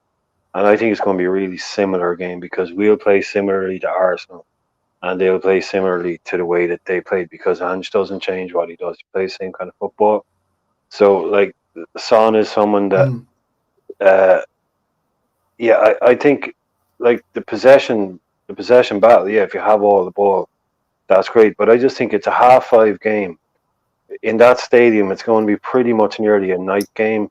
You've got two teams that really want to play attacking football. This is all set up to be a 2-2, a 3-3. Son running in behind, Madison pinging balls, us with a high line. Yeah, I'm prepared for a bit of that in the game. And like I said, I wasn't being facetious around saying, do you think we need to win the possession battle to win the game? I think it might be around 50-50, but I don't think it'll be a possession game. I think it could potentially be a basketball game. Yeah. Because this is what Ange does what he does, we do what we do. And like I said to you earlier, this is when we look at football like this. Like I put Son in my fantasy football team to play Arsenal and Liverpool because I think he's better against the bigger team that comes out and plays against them, whereas I would have preferred a James Maddison against a smaller team because they sit in a low block. So I think these kind of games are made for someone like Son. Lethal finisher, absolutely lethal. This guy has doubled his XG for 5 years. 5 years. He's doubled his XG. So people don't know what XG means. They don't like it. This guy has basically doubled it for 5 years. that shows that he's an elite finisher. You give him a chance, more than likely or not, he's going to finish it. We're probably going to give them chances. So I think it's kind of game that I'm really looking forward to just watching. Mhm. Yeah. Just watching it more than anything else. Just because these are the big decisions, like I said to you. So just say, for instance, he did play Endo. Well, let's stick Endo on Madison. Like, where are the key battles here? And this is why Klopp gets paid 13 million a year, and we're on YouTube. You know what I mean? Mhm. These guys are going to be looking at these matches and going, we have to do this or do we do that? So I'm expecting an open game, and yeah, I just think fun. Let's just hope for watch the game, and we win it 4-3, as opposed to it's not going to be a 1-0. 4-3. So, Wow, 7 goals, huh? That's a well, let's lot. go for it. That's a lot of scoring. Well, this is Liverpool. I can see us scoring twice, and I can see them scoring twice. So you add a bit of extra spice into it, and there's another couple of goals. I think what Realism Jared's saying right here is kind of interesting. Considering I won money off of him I predicted Son would score 2 goals actually against Arsenal, which was a good shout. But I'm too mad. Maybe this is the end of his patch. But there's your blueprint for what they're going to do. 2 Madison assists, 2 goals against Arsenal. That's the blueprint of what they're going to try. Oh, so they can do it against them, they can do it against us, and they're at home. So I'd take a draw here. I would take a draw. But that's what I mean. I would love it to be a 4-4 or 3-3, a classic. We haven't had a classic in a while. Let's have another classic down the White Hart Lane. No, you're right. Let's have the first classic down the line. Liverpool do classic games. In their DNA. No, I get. It will be a great game. It's going to be a fun and entertaining game because these two coaches don't, sit back and Klopp said it in the press, in the presser. He basically said, this Spurs team comes out and they go forward. They try to play a real aggressive and play like a real play football. They're he said so often, so many of these Spurs teams have basically sat back and allowed for the pressure to come to them as opposed to them bringing the pressure. So you're going to definitely see a lot of differences under that sense. But I was going to ask too, in case, okay, so let's say we do have a situation where we do have a high-scoring game, or at least let's say we do come out and slow start, or maybe we come out and have a fast start, whichever we do.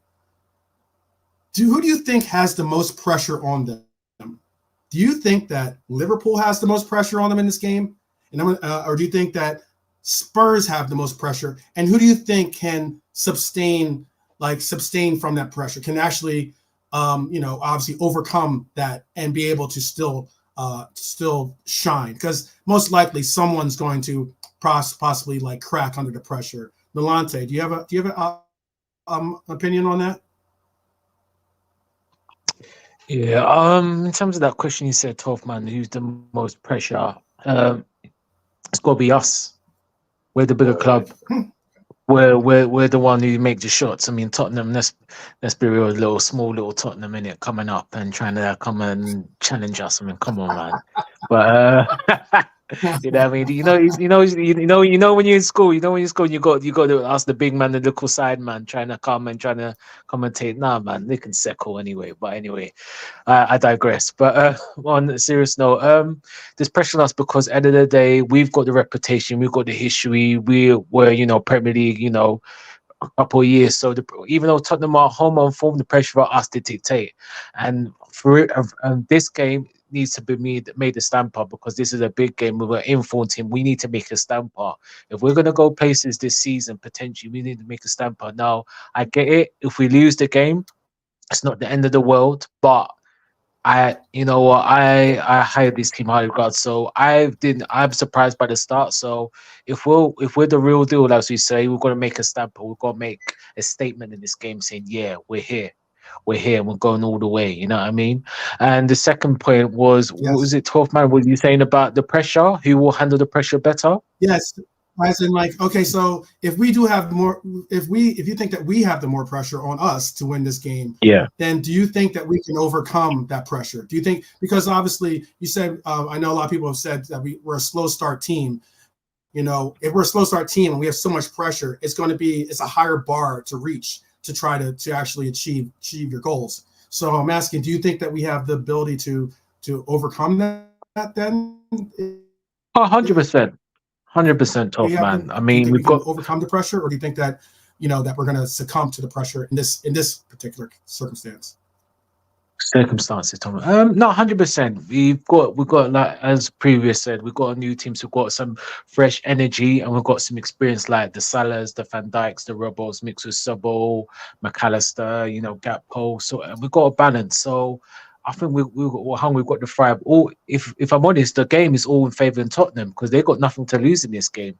They're the form team. Right. If they lose to us, we're like, oh well, but it's only Liverpool. So they're going to be playing without any fear. So that's a dangerous thing. So it's really on us how we handle the pressure. But I'm confident. Well, I wouldn't say confident, but I'm sure with the experience we have of the freshness of the team that we'll be able to handle it. And obviously we've got the Meister, Mr. Jurgen Klopp in it. You know what I mean? So there shouldn't be no excuses in this game. So let's go.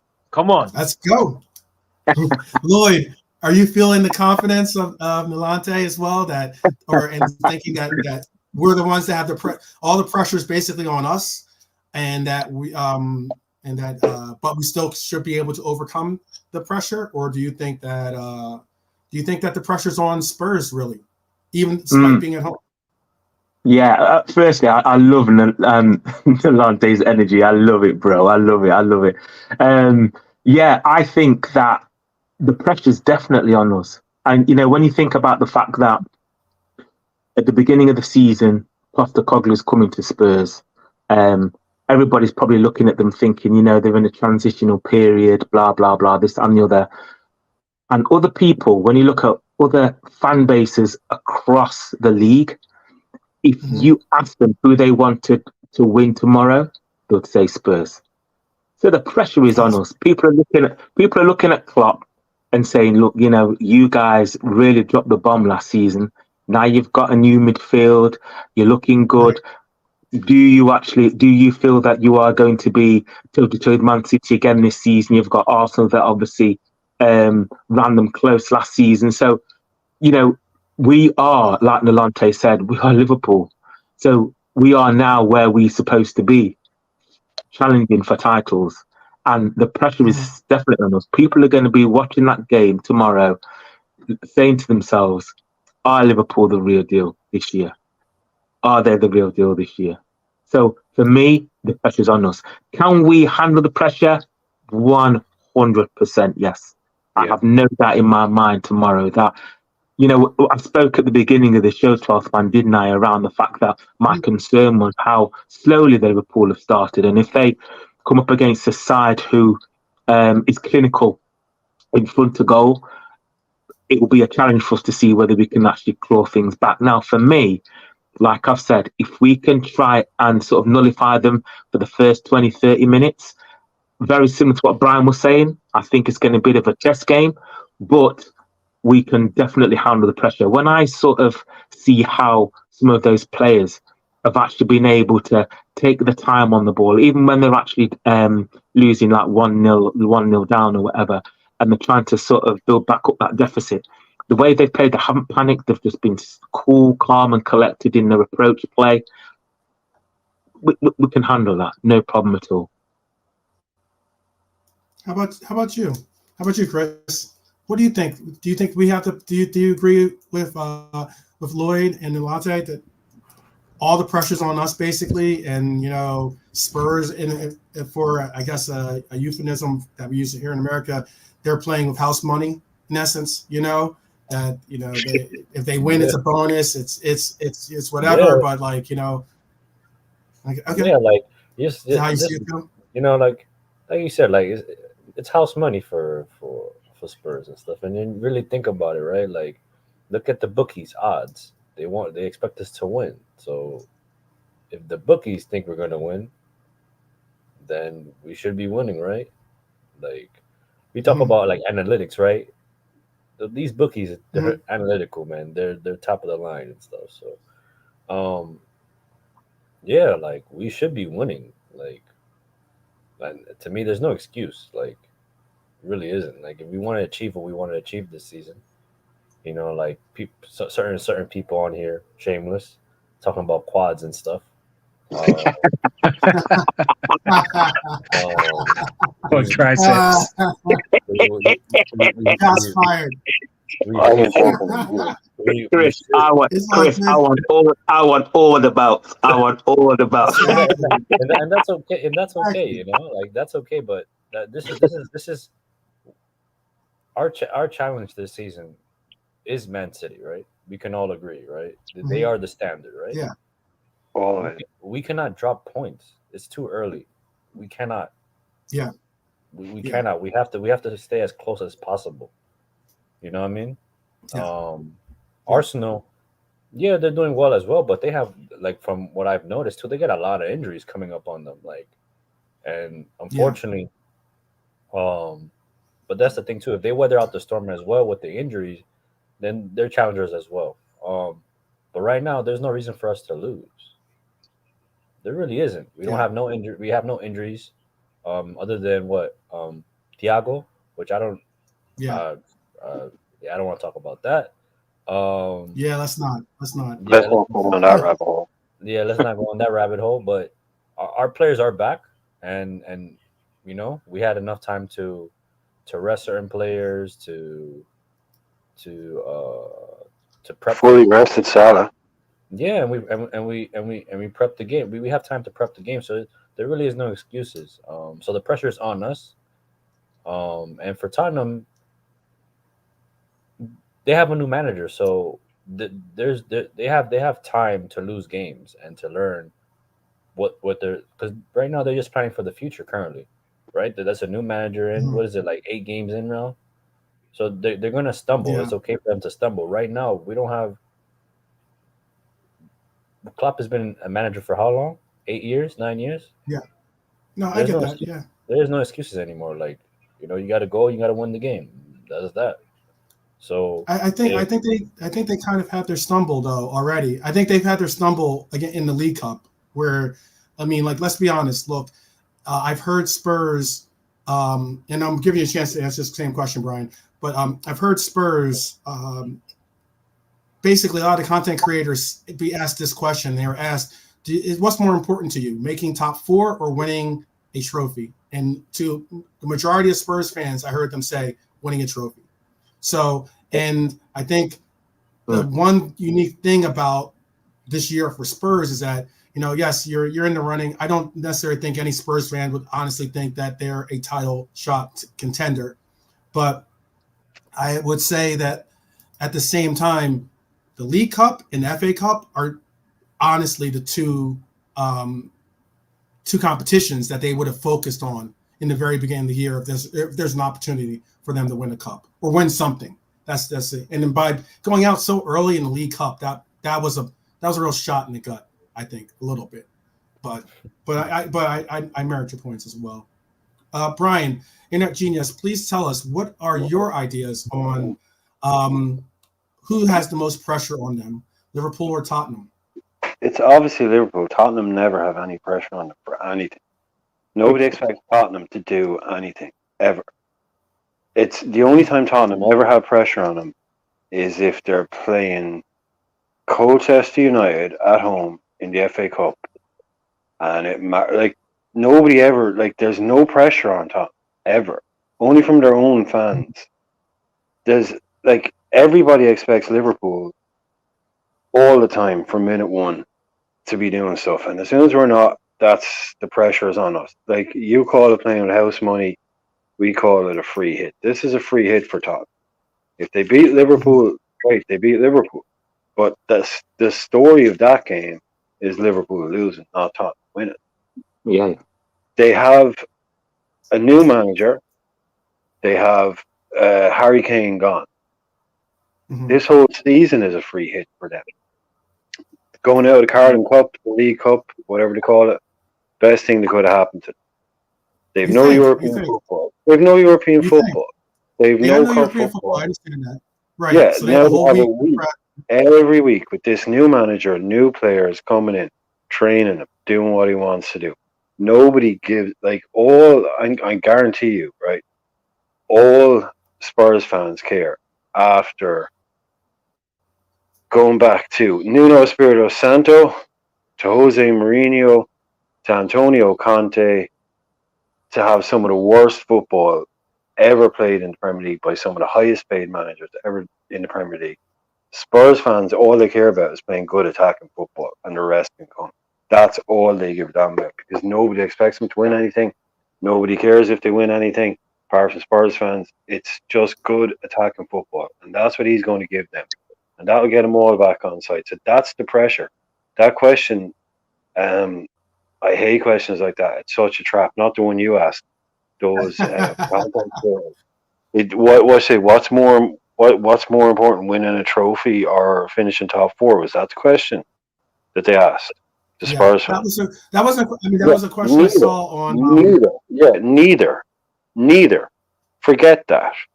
Talk about getting your club back, getting the soul of the club back, playing proper football, attacking football, winning games the right way, entertaining the fans, and then you can go from there. This first year, because all that does is set you up to fail. Well, you didn't get your trophy and you didn't finish top four. No, but we played the best football we have in 10 years. All the fans love it. We've lost Harry Kane and we're getting better.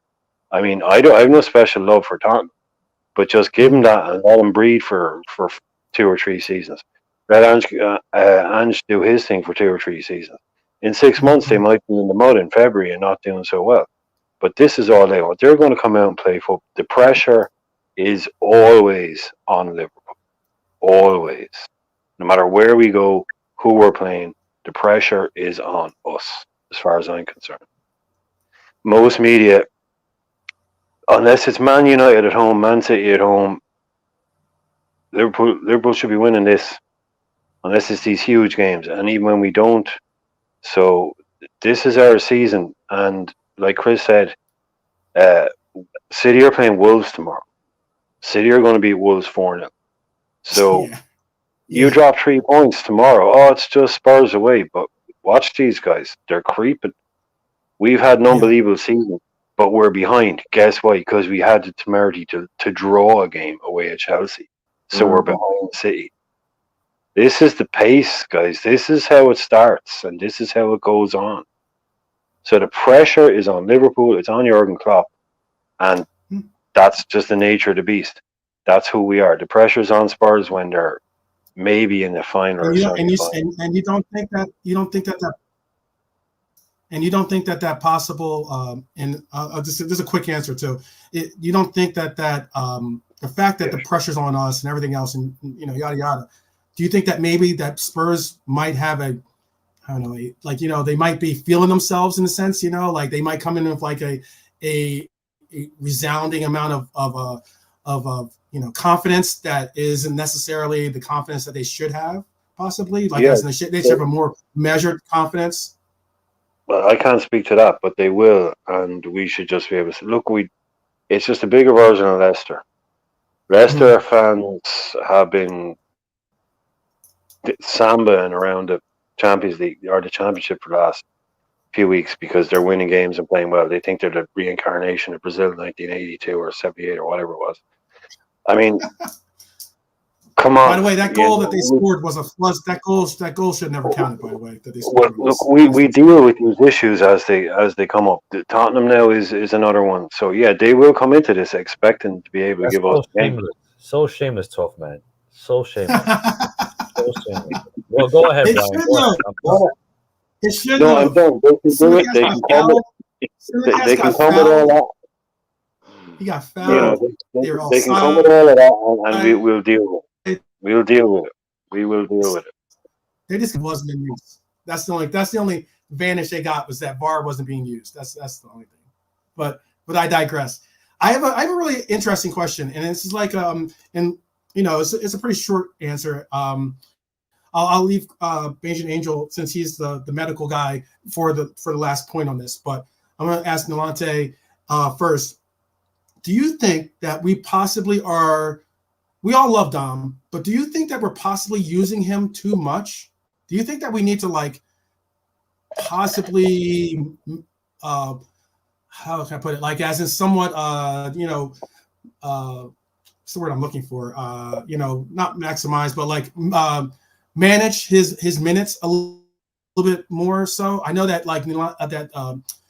Dom loves the spotlight, loves to play, but he's like now that midfielder that we put into pretty much every game, and is like basically measured, like sharpied in. But yet, seeing the amount of work and the like heat maps that he does, and the amount of field that he's covering, do you think that there's possibly that we're using him too much, and that we need to hold him back just a little bit for his own good? Or do you think no, just let him go out there and ball?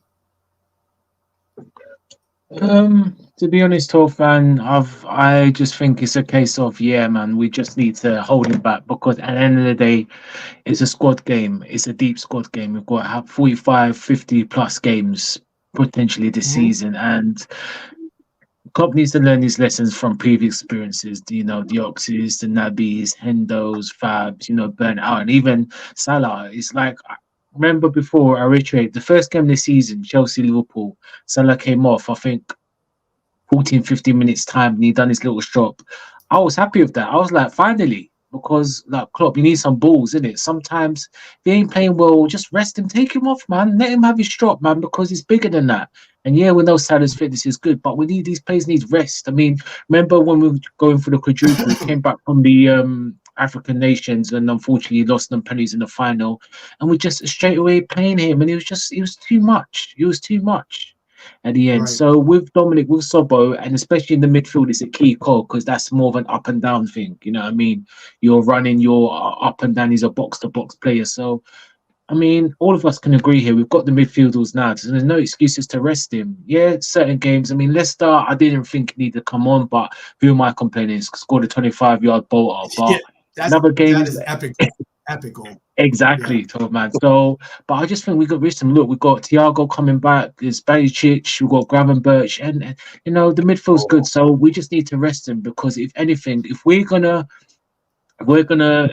potentially challenge and win trophies this season, which I expect us to do, obviously being failure, then we need to rotate the squad, and that's everyone, and rest certain players when available. Because if we don't, then I think all of us know what will happen. But that's just my 2 pence worth on the issue anyway. So I've been noticing that too. That's why I'm asking this question. Because I've noticed that he does play a lot. He's played every game, and the fact of his work rate is, I mean, he's young. He's we all saw him with the what's the name of that with the lactate test or whatever it's called, something like that. Obviously he's got an engine, and he's just an amazing specimen when it comes to his physicality. But do you have the same? Do you have any concerns, Lloyd? Do you think that possibly we need to kind of manage him a little bit more, like for his own good, considering that I don't want to have a situation where of last year where these players end up like breaking down on us? Mm-hmm. I think. I'm hoping this time, 12th man, is that Klopp has learnt his lesson. And when I say that, what I mean is that in the past, what he's done is totally played players to the point where he's ran them into the ground. And that has been a bit of a detriment to us as a club, because what you see is people being injured. And I know I've had this conversation with Chris on other shows around injuries and various other bits and bobs. So, that's my only concern. I'm hoping that Klopp has probably looked at it and gone, I need to try and make sure that players like Szoboszlai need to be managed. Now, what I'm saying is that I'm not saying to be managed in the sense that he's not playing in the games that he's needed, because evidently when you're playing against clubs and teams that are actually going head toe to toe with us, then obviously we need our best players out on the field. But when you're actually playing against teams where you're looking at it and you're thinking, I mean, for example, let's go back to the game that we played this week. We played Leicester. We beat them 3-1. Okay, the likes of Nunes and the likes of Szoboszlai came on, and for me, they were very impactful. However, the team that was actually out, yes, it was Leicester. They are the top of the Championship. There's talk of them probably being favourites to actually come back up into the Premier League. But we managed them. Let's be honest, we managed them. And I think for me that if we're playing against the lesser sides in the Premier League, we wouldn't be putting out a side like that. Obviously, we'll still have other first team players and experienced players that are going to be playing. But for me, I think that we obviously play our best side when we're playing against the best teams, because at the end of the day, like Chris alluded to before, we don't want to be dropping any more points. And that would mean for me that when you're playing against teams like your Manchester Cities, like your Arsenals, unless somebody's being injured and is going to come back in gradually and not being picked for the first 11, that's the only reason why I would probably suggest that you wouldn't want to play them. But the likes of Szoboszlai, when you're playing against teams like Tottenham away, who are, like Lante said, pushing out the chest, he's got to play. I'm just hoping that Klopp's, like I said, has learnt his lesson from last year and is thinking about managing. Because the problem you've got is with somebody like Szoboszlai, he just wants to play all the time. He's shown his passion. He's shown that he's energetic. And it's how, this is where a manager of a club like Liverpool earns his keep. Because at the end of the day, it's how he manages that. And it's just a case for me. But yeah, absolutely. So for me, he does need to make sure that players like Sobo is managed correctly, but in the important games, put him in. Absolutely, gotta be in. Yeah, gotta be in. Brian, do you think that that Klopp needs to manage, despite the fact that we all love Dom, love the efforts, and he's a real difference maker? Do you think that possibly that he's playing them a little bit too much and that we need to manage his minutes a little bit more for his own good? Or do you think that, we just continue to let this player play and hope for the best? Yeah, well, like Chris is going to answer after me. He'll tell you. Yeah. I'm saving the expert. Yeah, I know, exactly. But he'll tell you it's individual. It's there's just some guys that are some guys. You have a player like Salah who is just naturally fit, never gets injured, can play every game, and then you have a guy like Ox, you have a guy like Keita, you have a guy like Daniel Sturridge. You have these players who are less durable, more injury prone. Someone like Szoboszlai is this guy starts every game in the league if he's fit. You give him his minutes off in different places, and if the way I read the question is, should we run our players into the ground? No, of course we shouldn't. Right. Are we a club that would potentially do that? No, I don't think we are. Will he be in the red zone and flagged? Probably. Will he be in the red zone and flagged very often? Probably not. The guy just looks like a monster that just doesn't get injured. That's fine. If we go too far down these roads, we're overplaying this guy, we're overplaying this guy, we're overplaying this guy. Some of these guys can take it. They can do it. They can play every weekend. Yeah. They're naturally fit. They're not injured. And you play these guys, like I said, this is Man City we're up against. We don't take days off in the Premier League. We don't get the chance to go, maybe we'll just do this and do that. No, look, like I always say, when we're talking about who's this and who's that, there's a Champions League final tomorrow, right? At 3 p.m. tomorrow afternoon, there's a Champions League final. We're in it. Every member of our squad is fit and available for selection. There's a first 11. As much as we can say, this and that, there's a first 11. The manager will have his best 11 that if I can pick everyone, these are my best 11 players. They will play. Szoboszlai is one of those players. He's going to play the game that he's fit. So, yeah.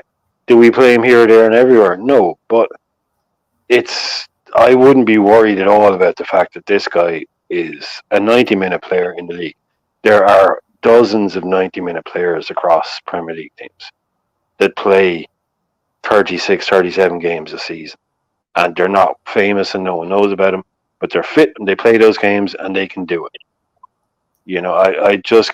This guy, when he's fit, he plays. How about Man? Sorry, can I just interject? I'm sorry, just picking up on what Brian's point. It's an interesting point that Brian makes, and like I said, I'm sure Chris is going to come back with some very interesting and knowledgeable. But what we need to be careful about is, and I agree with that in the sense that you've got to play your best side pretty much all the time. And I'm looking at some of the comments as well in relation to playing your best team to suit opponents, etc., etc. What we actually have found in the past is that those players that have continuously played, their performance drops off. So even if they are fit, the performance drops off because they've been playing too much. So that's just something to be mindful of. That's all. Yeah.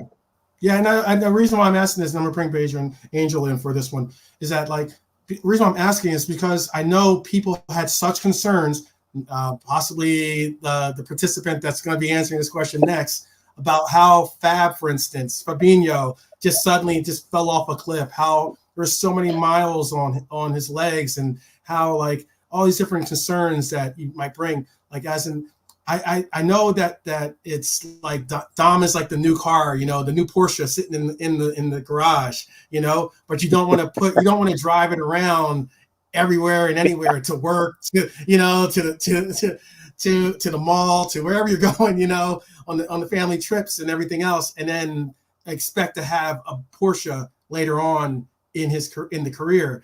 So that's why I'm asking. But just slightly on that, Dom did have 100,000 miles when he got here. He has been playing high level football for 3-4 years. So he's not a brand new car off the. The guy is in. He's not a brand new car off the lot. I understand. He has some miles on his legs. He's so. He is what he is. If he's a guy that never gets injured and he's fit and he says to the boss, "I can play." It's physiology. It's different. I'll let Chris go. Go ahead, Chris. You want to hop in? Yeah, sorry. I was doing some. No worries. I know. I can see you. I can see you bringing up your medical logs and everything ready to.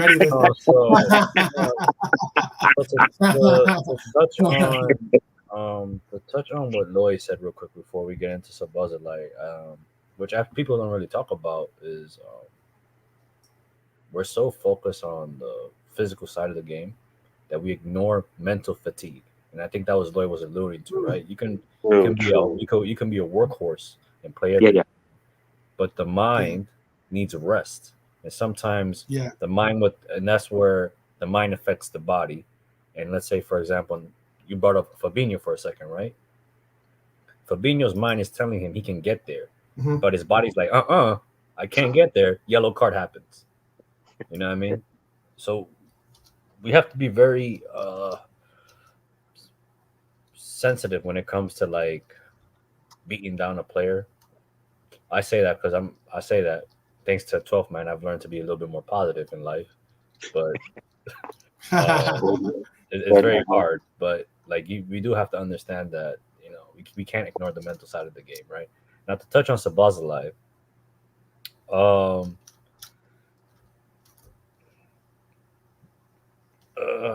do I agree or disagree? Yes and no. Do I believe he should be managed? Yes. But do I believe he needs to kind of be wrapped around in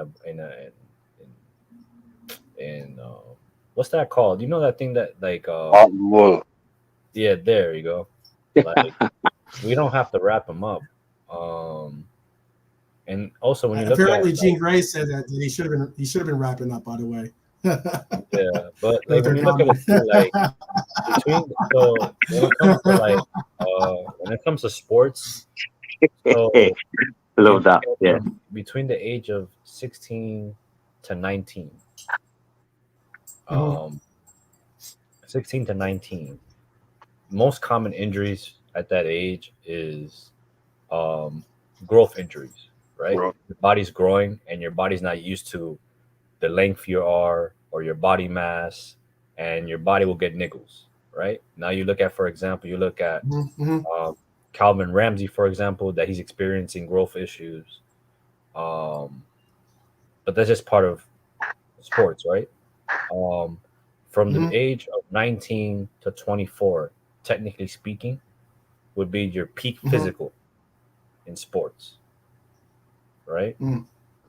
After that, people consider that your prime, but that's your prime in regard to like performance, not really injury wise. So right now, Sabazalai is in his peak in regards to physically. But I just looked up. Sabazalai, the past 3 seasons, he's only had one injury. He missed 4 days in the past 3 seasons. This And, what I'm saying. This and, what I'm saying. and like what Brian just said, right? He for the past 3-4 years, he's played in the top level, right? He played in Salzburg, Leipzig. Those are predominantly good clubs, or you know. But there's one injury that concerns me that he had. What was it? 2020, 2021. He missed 60 games that year. He had an abductor injury, which is not a good injury to have. That's what Bajcetic just had, isn't it? That's what Yeah, exactly. Yeah. But he missed 60 games, so that's concerning. But then again, human genetics is like different for everyone. So people heal faster than the others. People get up faster than the others. Is that a tendon in the knee? That's a knee injury. The adductor thing, is that a knee? No. The abductors is so you have your let's say your hips, right? And then the muscles connecting to the hips that rotate like this. So kind of like your thigh going up. That's that muscle that's there. Is the adductor. So it's what you do when you kick a football, basically. Like your leg goes forward and up. Yeah. So that would be Wow. Yeah. So he missed 60 days. He's 60 games. So not. So technically, he missed. Wait, let me check so right it's a now. hip injury. So that's people confuse it. People confuse it in a way, but it's in the same. Because everything in your body's connected, correct? So Yeah. For example, if we talk about Thiago, right?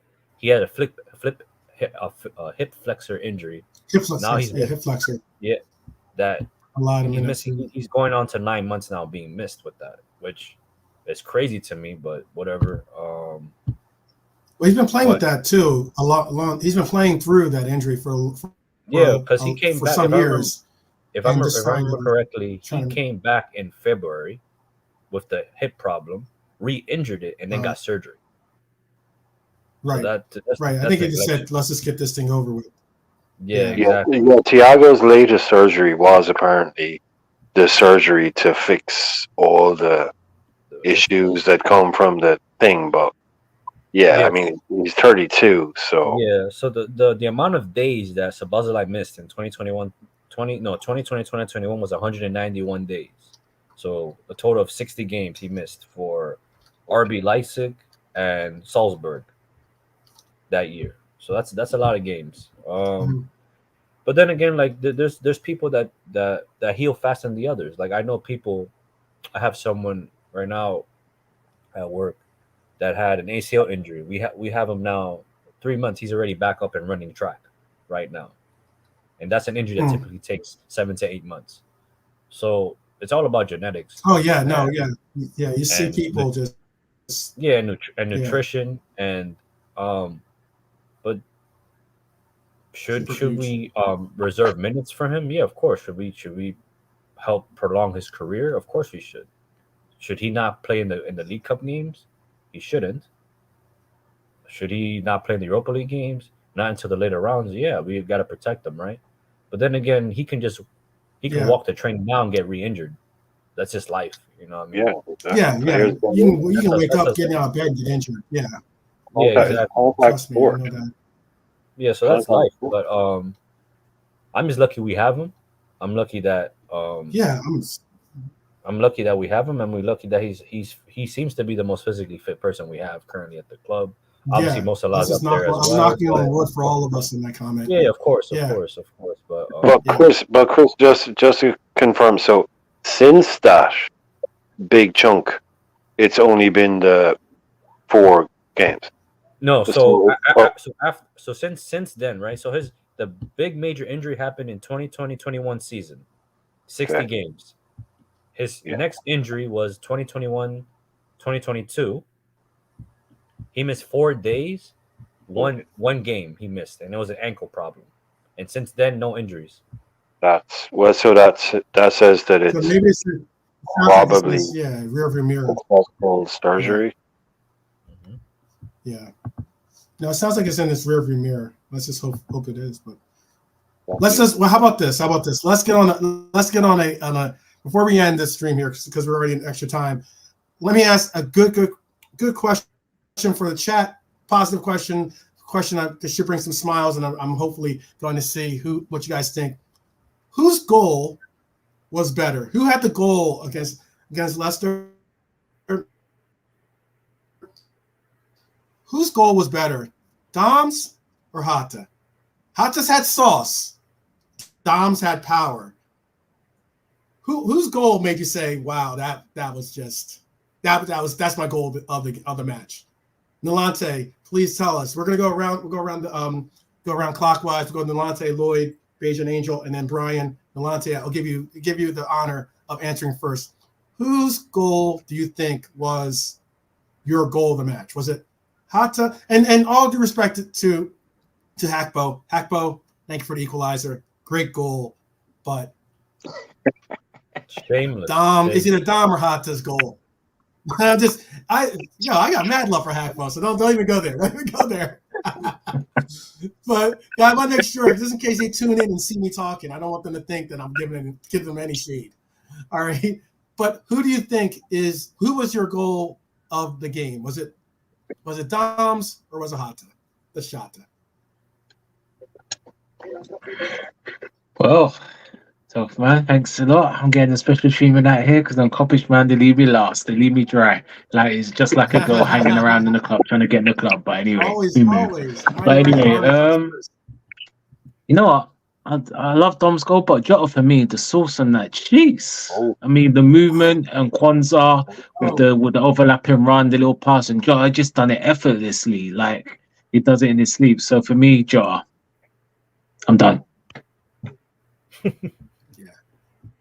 Yeah, that was just nasty. It was almost like he looked at that point. It looked like he was playing on the playground pitch or something. Like just clowning and having fun, just throwing things in. It was like he's on the Xbox, which he actually loves playing the Xbox, doesn't he? But yeah, there you go. Yeah. Xbox man or PS man, yeah. Lloyd, whose goal was the goal of the match for you, and why? Which one did you gravitate to say, wow, that's I guess the crown. Okay, it has to be, and I've named him, Zinedine Szoboszlai. Has to be Szoboszlai. Has to be. Purely and simply because when you think about where we're at in the game, for pure excitement, the fact that it was a shot that was outside the box that I haven't seen for a while at Anfield, in particular for our club anyway, and the reaction that I had from that particular goal has to be Szoboszlai's goal for me. Has to be. Yeah, Jota's was cheeky, and it didn't even celebrate. It was like, yeah, I'm there. I'm what? What? But purely for the pure adulation that goal gave me from Dominic Szoboszlai, has to be my man. Okay, so we got one vote for Hatta, one vote for Dom. Bayesian Angel, who you going with? We got 5 votes here, so we're gonna have a winner. I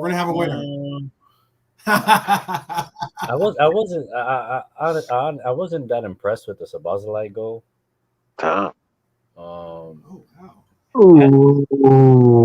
Handel does that all the time. He just misses. 12 man, he's tripping. Who does that all the time? He's tripping. Henderson kicks the ball like that all the time, but he just misses and stuff. I'm not that impressed and stuff. I was more impressed with the Endo pass To be So honest. this is pre-12th man, Angel. I get Yeah, it. this is pretty tough. Yeah, this is the pre. Yeah, I get it. Okay. It's pre 12 man and stuff. No, Yeah. it was an amazing goal to be honest. Like I was shook. I'm like, whoa, because it looked like it hit the top the top bar right and it bounced down. I'm like, oh god. Yeah. It was a good goal. They It was an said too. amazing goal. I'll give you a little insight too. They said that it was they tracked it, and that he kicked it. The ball was moving at 65 miles per hour. I'm saying it I don't know what that is in kilometers per hour, but 65 miles per hour is how fast the ball was traveling. No. I mean, I'm not that impressed with the speed and stuff. He would get pulled over in some states in America. He would get pulled over. No, don't try to butter me up, man, with those stats. Okay, I'm not that impressed. I'm just saying. I've seen people pitch 100 plus miles per hour. Okay, I'm not that impressed. Okay, just play. But I will go with Jota just for the sauciness. Just like Lois said, like he turned back, was like, oh, okay, I did that. I'm that guy, you know. I like that cockiness and stuff. So I'm going with Jota for this one. But big up Endo, man. Big up Endo, because it seems like only me and you are the only ones that like are rooting for Endo. That game was exceptional by the way. So I'm on that train, Chris. I'm on that train. All right. Yeah. I'm on that train. Brian, is it going to be a landslide, or are we going to do who are you going with? Dom, you're going with Hata? Brian, just be careful. Just be careful here what you say, okay? Just be careful. You know, we want this to be an equal thing. Just be. No, the chat's coming for me, man. The chat's coming for me, man. Yeah, anyone wants to push me? Anyone wants to just get their little thing in before I cast my vote? PayPal. No, man, look, I am the king of looking at my phone or going to get something in the kitchen and missing goals. I'm the king of that. But I saw both these goals. Only one of them made me shout something that I couldn't repeat on here and get half up off the couch. And that was the Boston. Okay? That's just one of those goals where you're just, yes, that's just involuntary stuff coming out of you, noises, things. The Jota goal was, I don't know, man. I thought that, yeah, everyone's talking about the celebration. I thought it was overly low key. I thought it was kind of a little bit pissed off, kind of. This is what I can do. Why aren't I starting a bit? Now, I don't like that conspiracy. That's not something I like to do generally, but I thought it was very, very, I'm not celebrating, as opposed to, look at me, how cool I am. I'm the man. Like, it was a beautiful finish, and I've seen him before, and we've seen finishes from outside the box before. But for me, that's a Bosley. Just power finish outside the box, slamming it in. Who he is, all that. That for me, like I said, that got me up off the couch shouting stuff. Whereas the Jota one was just like, oh, nice.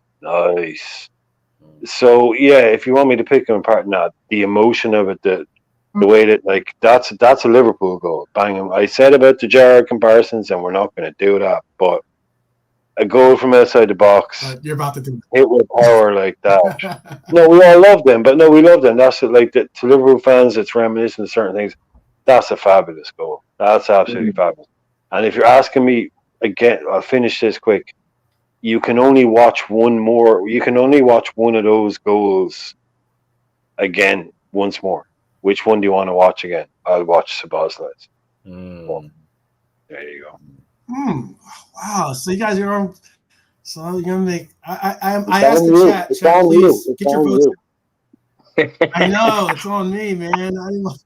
I was hoping it was going to be a landslide. But I always knew I was voting for Sabazai, so I knew from Tingy that it was coming straight to a 4-4, or a 2-2. So it was Nilante. You never had to worry, man. It was never in doubt. It was never in doubt. Don't worry. I was just happy to. I was happy that like Chris said, I was happy to see Endo get the assist. I think that he was more influential in the sense that It's not he about gave the Endo. ball in the Not right about position. this. It's about the goal. It's not about Endo. It's about Yeah, I it's not about the goal. I know. I'm about to get to the shot. I'm about to get to it. Oh man, but Hata's goal was such sauce, man. Like as in, It was an assist from Kwanzaa, right? that was on Yeah. Brazilian, Colombian. Come on, tough man. It was come on on, some come on. Samba levels. Yeah, man. Yeah, Come man. on. Like it was. Bring it home. Bring it home, tough man. It was Come really. Oh man, because that was Your Nippon I brother. make- Your Nippon brother. Your Nippon brother, man. Don't forget your Nippon brother. Yeah, man. I know. That's the thing about it, man. It's just that Dom's goal was like, you might as well have had Joe Rogan and then doing the, oh my God, like that was his blast, was like a knockout punch. That was one of the most powerful. It was just one of those things where you're just looking at this canyon. But then Hata's goal was just straight. It made me think. I was just like, he can score for fun. It's like he can just score for fun. He didn't look very happy. If he was scoring for fun, he didn't look very happy. That's all. He didn't look happy. I get that. I think it's just because, like, you know what? And then I think maybe that's possibly why he did it that way. It was kind of like at that point he was just like, I think he was just disappointed he wasn't able to get a goal earlier. So it's one of those things like he gets a pass and he's just like, you know what? I'll just do something creative with it and see what happens. Oh man, you guys gonna do this to me, huh? Chat, help me out here, please. Bail me out. So you made that shot very cold and emotional. You made it sound very cold and emotional. That shot, whereas Dom was full of brighter rovers. Come on. Tough man, you brought this on yourself, my friend. You asked the question. Come on. Oh man, I was hoping. All right. Oh man, Shanta, please don't come for me. But I'm gonna have to go with Dom, only because Endo got the assist. So I'm shameless. I'll say since Endo got the assist, I'll go with Dom. Dom's blast. I don't want to win like that. I don't want to win like that. That's all I'm saying. I don't want to win like that. That's like one of those Man City trophies that we're going to get in 5 years. Like, all those titles we're going to get in 4 or 5 years with Man City eventually. I don't want to win like that. Yeah, I got you. Well, let me say this. It's been an absolute pleasure to have all of you guys on the panel here to give like some insights, to give some real great conversation. I appreciate each and every one of you.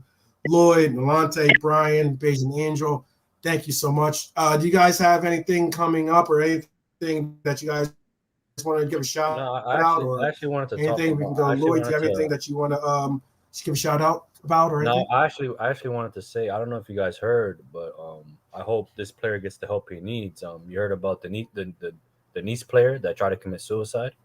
No. Yeah, I heard. Sad. Yeah. He tried to commit suicide. Yeah. He was apparently on top of a bridge trying to commit suicide. Wow. Yeah, but I think they helped him out. They got him off the bridge, and he's getting the help he needs, man. So what drove him? What drove him to that stage? Did they say what? I don't know. It says breaking news: Nice player is threatening to commit suicide. The unnamed professional player is standing on 100 meter above the ground and is threatening to jump. According to reports in France, the player is questioning suicidal following a breakup. I think a breakup or something. Love breakup. Love makes you do. Yeah, man. So, man, I hope he gets the help he deserves. Man, you know what I mean? So. Yeah, so do I. I obviously, I'm sure I speak for the panel and the chat included. I hope that he gets the best help that he can get, and mental health is an important. It's something that's very important in this game. I think, especially with the inclusion of these social media platforms or and the influences that it can have, and how your life can be. It could be a private matter that's becomes public very quickly to only make it that much more of a difficult, circumstance Recovery to get process. through. Yeah. It makes it hard to recover with social media, I man. wish him all the best. Yeah. Yeah. 100. Yeah. But again, I don't want to end on a somber note, because I mean the man's still alive and everything, and I hope that he does get the help and that he needs, and obviously we're all pulling for him.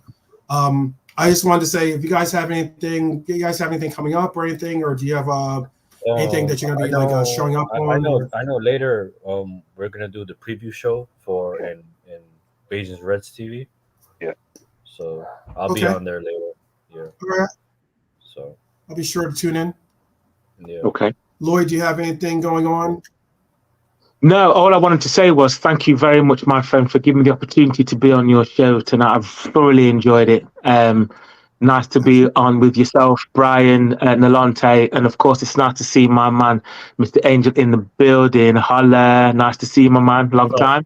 But yeah, just thank you, 12th man. I appreciate that. And loving your content, my friend. And I don't know who's in the chat, but please smash that like and share and subscribe, please, if you don't mind. Thank you. Pleasure. Nalante, do you have I know you'll probably be on Coppish later on. Do you have hopefully they show you the respect that you deserve, of course. But do you have anything coming up, or do you have any shouts that you want to give before? You gotta press that link fast, man. That's what it is. You gotta press that link. No, Chris, listen, I pressed the link, man, but I'm still stranded, man. Like, Meek Mill's out of the club, you know what I mean? Coming to New York, man, they can't let him in, you know what I mean? But there you go. All I'm gonna say is just give my name. Give my name at the door. You'll get in every time. All right, talk about, man. Listen, but Chris is the link up, because Chris, obviously, all these little connections like Lloyd and this person. Always. Yeah, I know. Nah, but I've been blessed, man. I think the Coppish community has like connected. Oh man, is really like there's a beautiful, it is. I never would have thought, the amount of love that I get. Big up the team Coppish. Yeah. 100%. But no, all I was gonna say is I ain't got nothing going on. Just like Lloyd, like echo Lloyd's. Chris as well, the famous Mr. Angel, all these little connections, this cocaine, this little Colombian, all these little connections. La familia. Exactly. Brian, big up yourself, Brian always, and 12th man. Big up. All for me, I'm just supporting all the world. Not being bad-minded, but I'm just supporting the channels that I can. The wires, I'm on there. 12th man. I'm your second chief in command, so anytime you do this, I'll be on the stream with you, man. Hit me up, man. I'll be on. Appreciate it, brother. Appreciate it. Sure. Definitely. Mighty Reds Army in full effect for sure. Brian, I know that Brian doesn't want to be a like a general or a lieutenant or anything. He wants to be the grunt. He wants to be like, he wants to be the soldier. That's what he said to me. Yeah, frontline infantry. Frontline infantry. So, internet genius. Do you have any party shouts that you want to do? Yeah, no. Again, Chris knows how I feel about him. Fucking great guy. Lloyd, again, like I said earlier on, nothing but love with the other thing. But also, it's been wrecking my head. Lloyd, it's been wrecking my head all night. You really, really sound like a footballer. Do people tell you really sound like a particular footballer? Often. No. You do. It'll occur to me at some point who it is, but it's been annoying me all night, but you really, really sound like a particular footballer. I can't put my finger on it. Yeah, it's like it's a former Aston Villa player or something. But anyway, man, I love you, man. You're point. And Nilante, I always love, man, you've been on here before, and you've got some. Yeah, I really love your opinions, man. But that's the cutest profile pic I've ever seen. So, bonus points for that. Bonus points for that, man. They're beautiful kids, man. That looks like that. Appreciate it. So, no, that's what it's all about, man. That's what it's all about, man. Forget all that. Indeed. And 12, man. Yeah, we might see Thiago this side of the new year. I don't think so. That's our Christmas gift. That's everyone's Christmas gift for Hanukkah, whatever you celebrate. Happy Kwanzaa. You know, whatever you do. Oh, God. That's a good one, Brian. Oh, my Christmas.